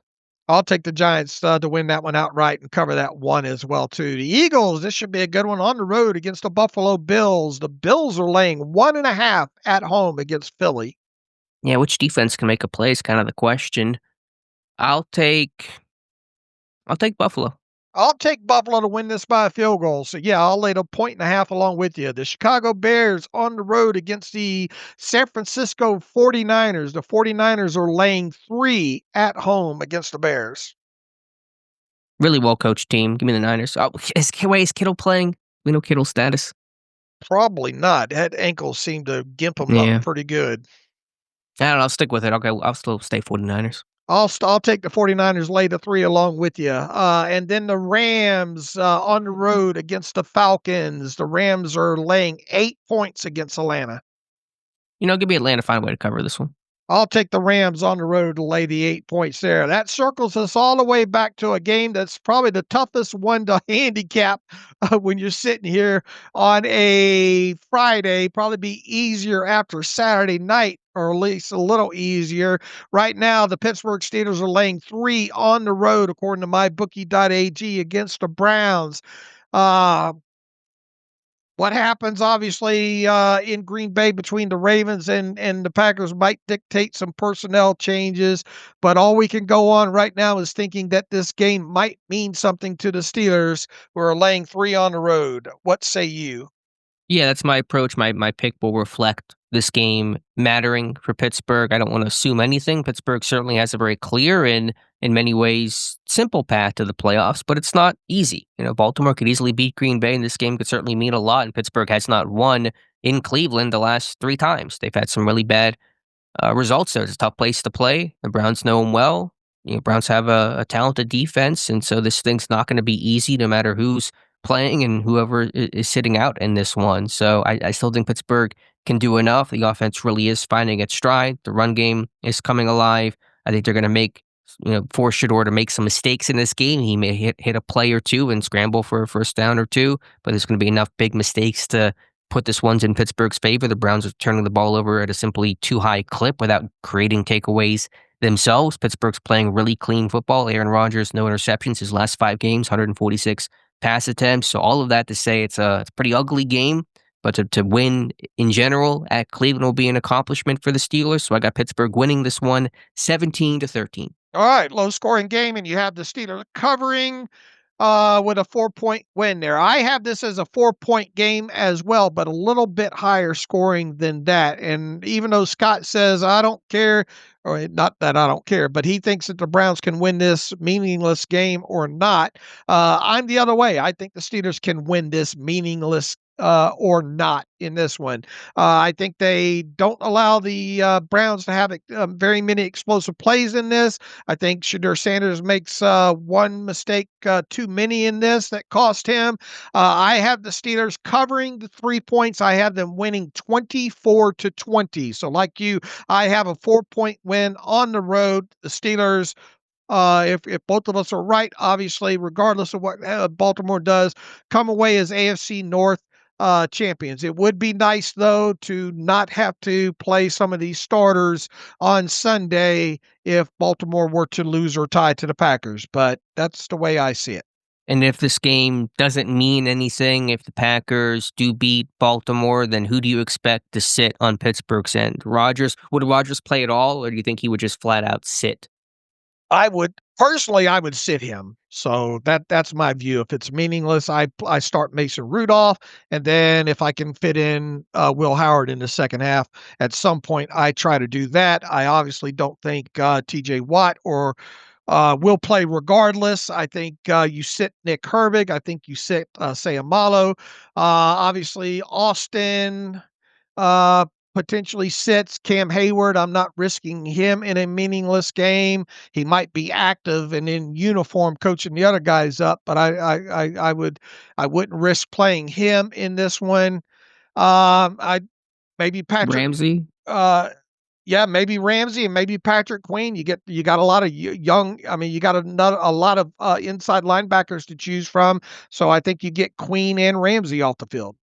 I think the one difficult part of this is, as I've mentioned throughout this week, you've had to practice with your starters. You've not, and then to switch and then kind of put some of these guys backups in that haven't gotten the reps, that maybe aren't fully prepared for the situation you're putting them in, is the difficult part. Now, I certainly think Aaron Rodgers would either play a series, get the start, and then get out of there, or sit entirely, probably sit entirely if this game doesn't mean anything. I think the same for Cam. I think the injured guys, you don't push and you don't play in this one, whether that's, say, Amalu, Pierre, Herbig, Watt, etc. But there's still going to be maybe some level of having to play starters because those are the guys who have worked all week. I do not play Will Howard in this game unless injury forces my hand. He's not gotten the reps this week, I assume. And so I don't think that's conducive to success to put this guy in his first in-stadium action without really any sort of practice reps if I can help it. So I think it's a game where Rudolph just goes pretty much wire to wire. I think in week 18, you then probably don't start Will Howard.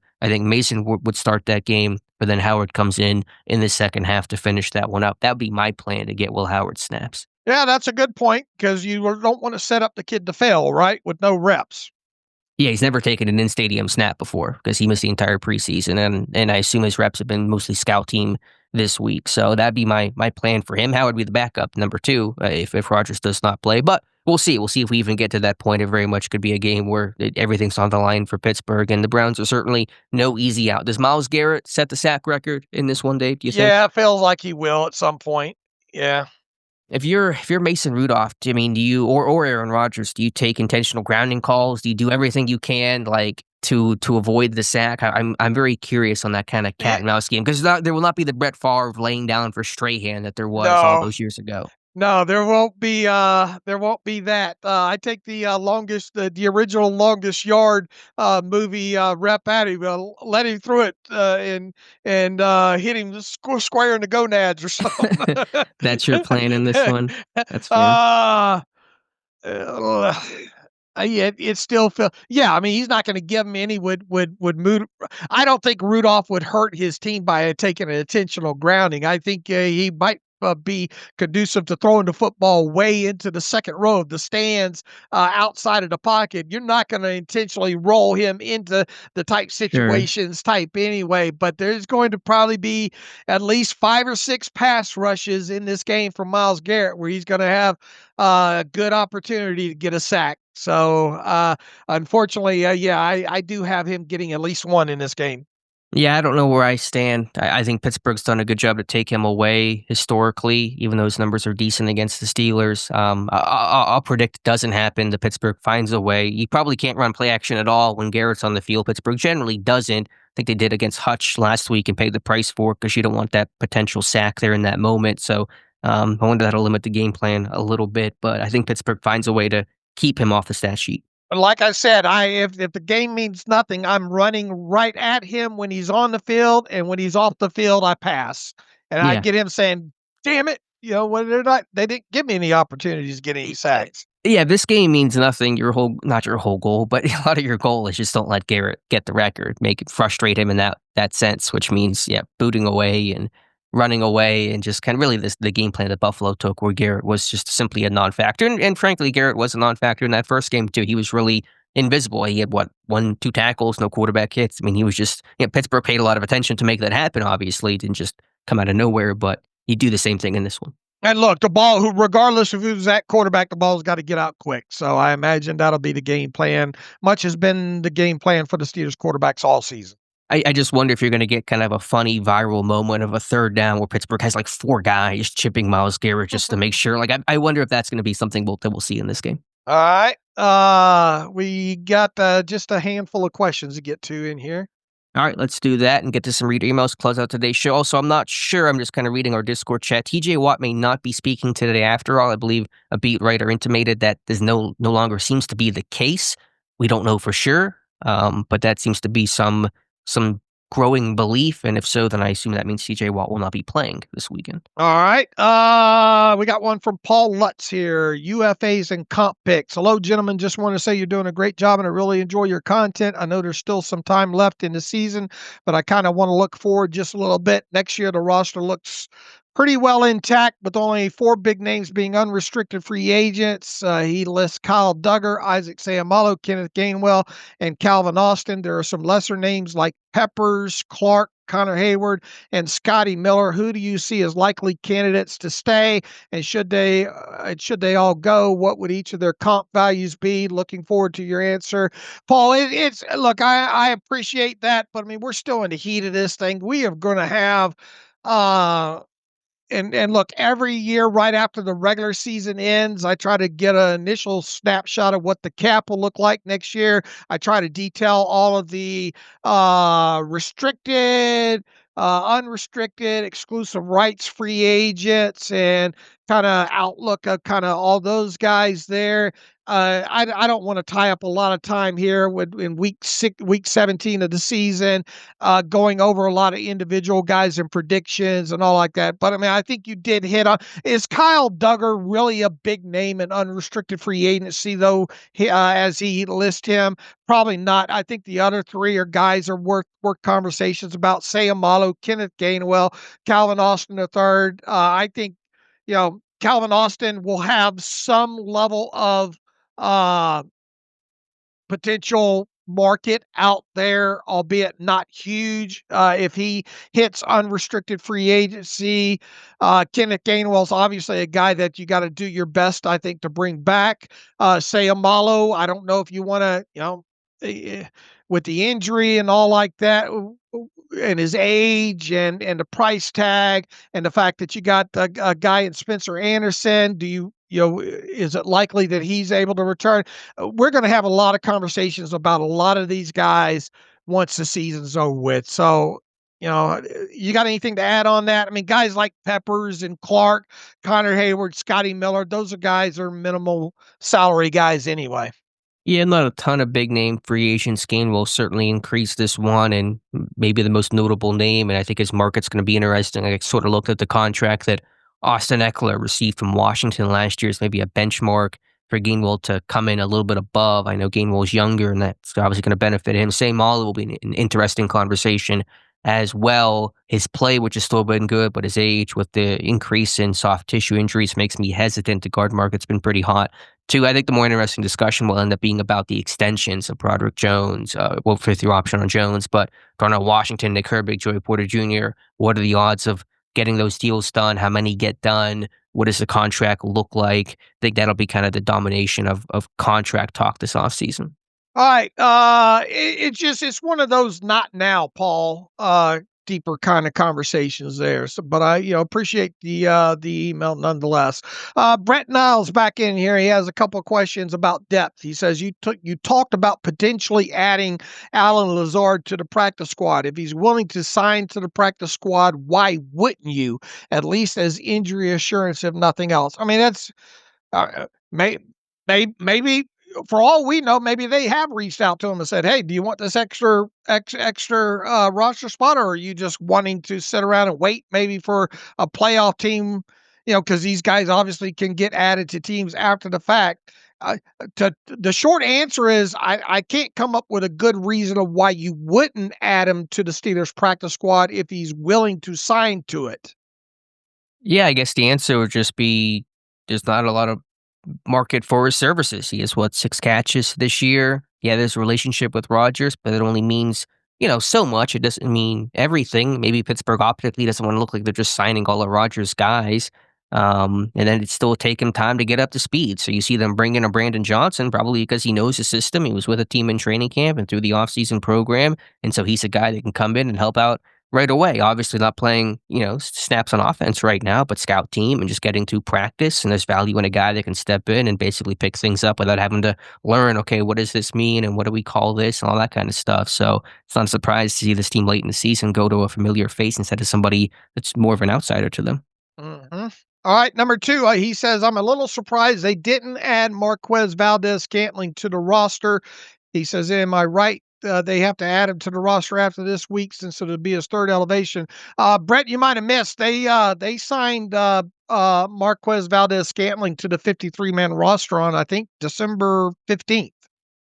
Yeah, he was added a couple weeks ago. I think it was before the Dolphins Monday night game. So he has been a member of the 53-man roster. Right. So that was an easy one to answer. He's already on the 53-man roster. Number 3, at the beginning of the year, you were both very worried about the depth on this offensive line. What do you think of the depth now? Is it fair to say that that depth may be one of the biggest surprises this year? Look, we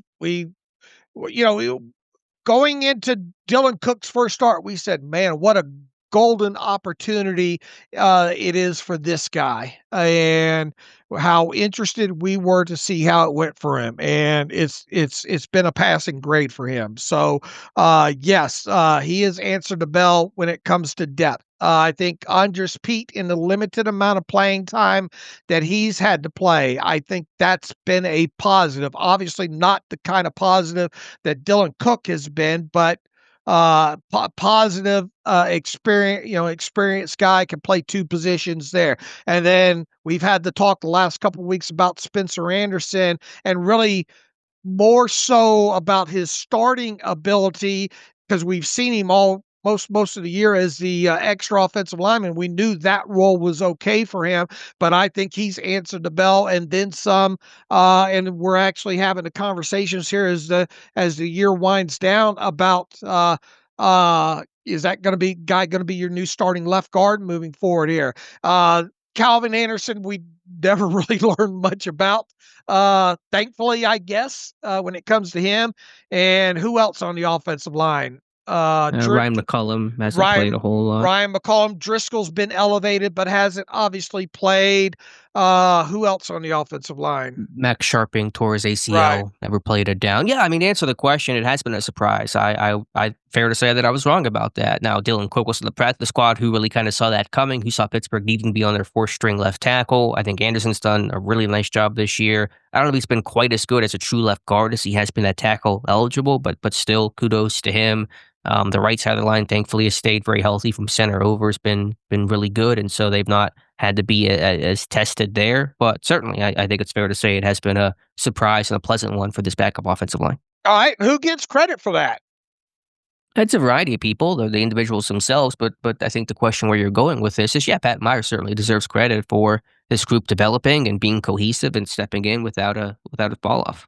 All right. Let's see. One last one from James Cicinelli. David Alex, did you see the Aaron Rodgers fake on the tush push fake they did last week versus Lions in the third quarter? As Gainwell goes left with the handoff, Connor Hayward and Aaron Rodgers go to the right and have an option look to it. So if Connor didn't take the handoff to Gainwell, he would be running the option with Rodgers to the other side. Yeah, I did peek at that as well too. And look, even though it is hard to imagine Aaron Rodgers being the option player on that. I mean, you're not going to probably use that in a 3rd and 4 or 4th and 4 situation. But what if it was right there on the goal line or on the 2-yard line? At some point, I'm not saying you roll right out the next game against the Browns, and you definitely don't open up the playbook for any of the meaningless games when building off of that. But it is a great observation, James, and it does make you wonder, could we see some sort of wrinkle off of what do they call that? Yazoo, could you see some sort of wrinkle off of that where maybe Connor Hayward, if anything, just runs the keeper with Aaron Rodgers trailing as the pitch option on that?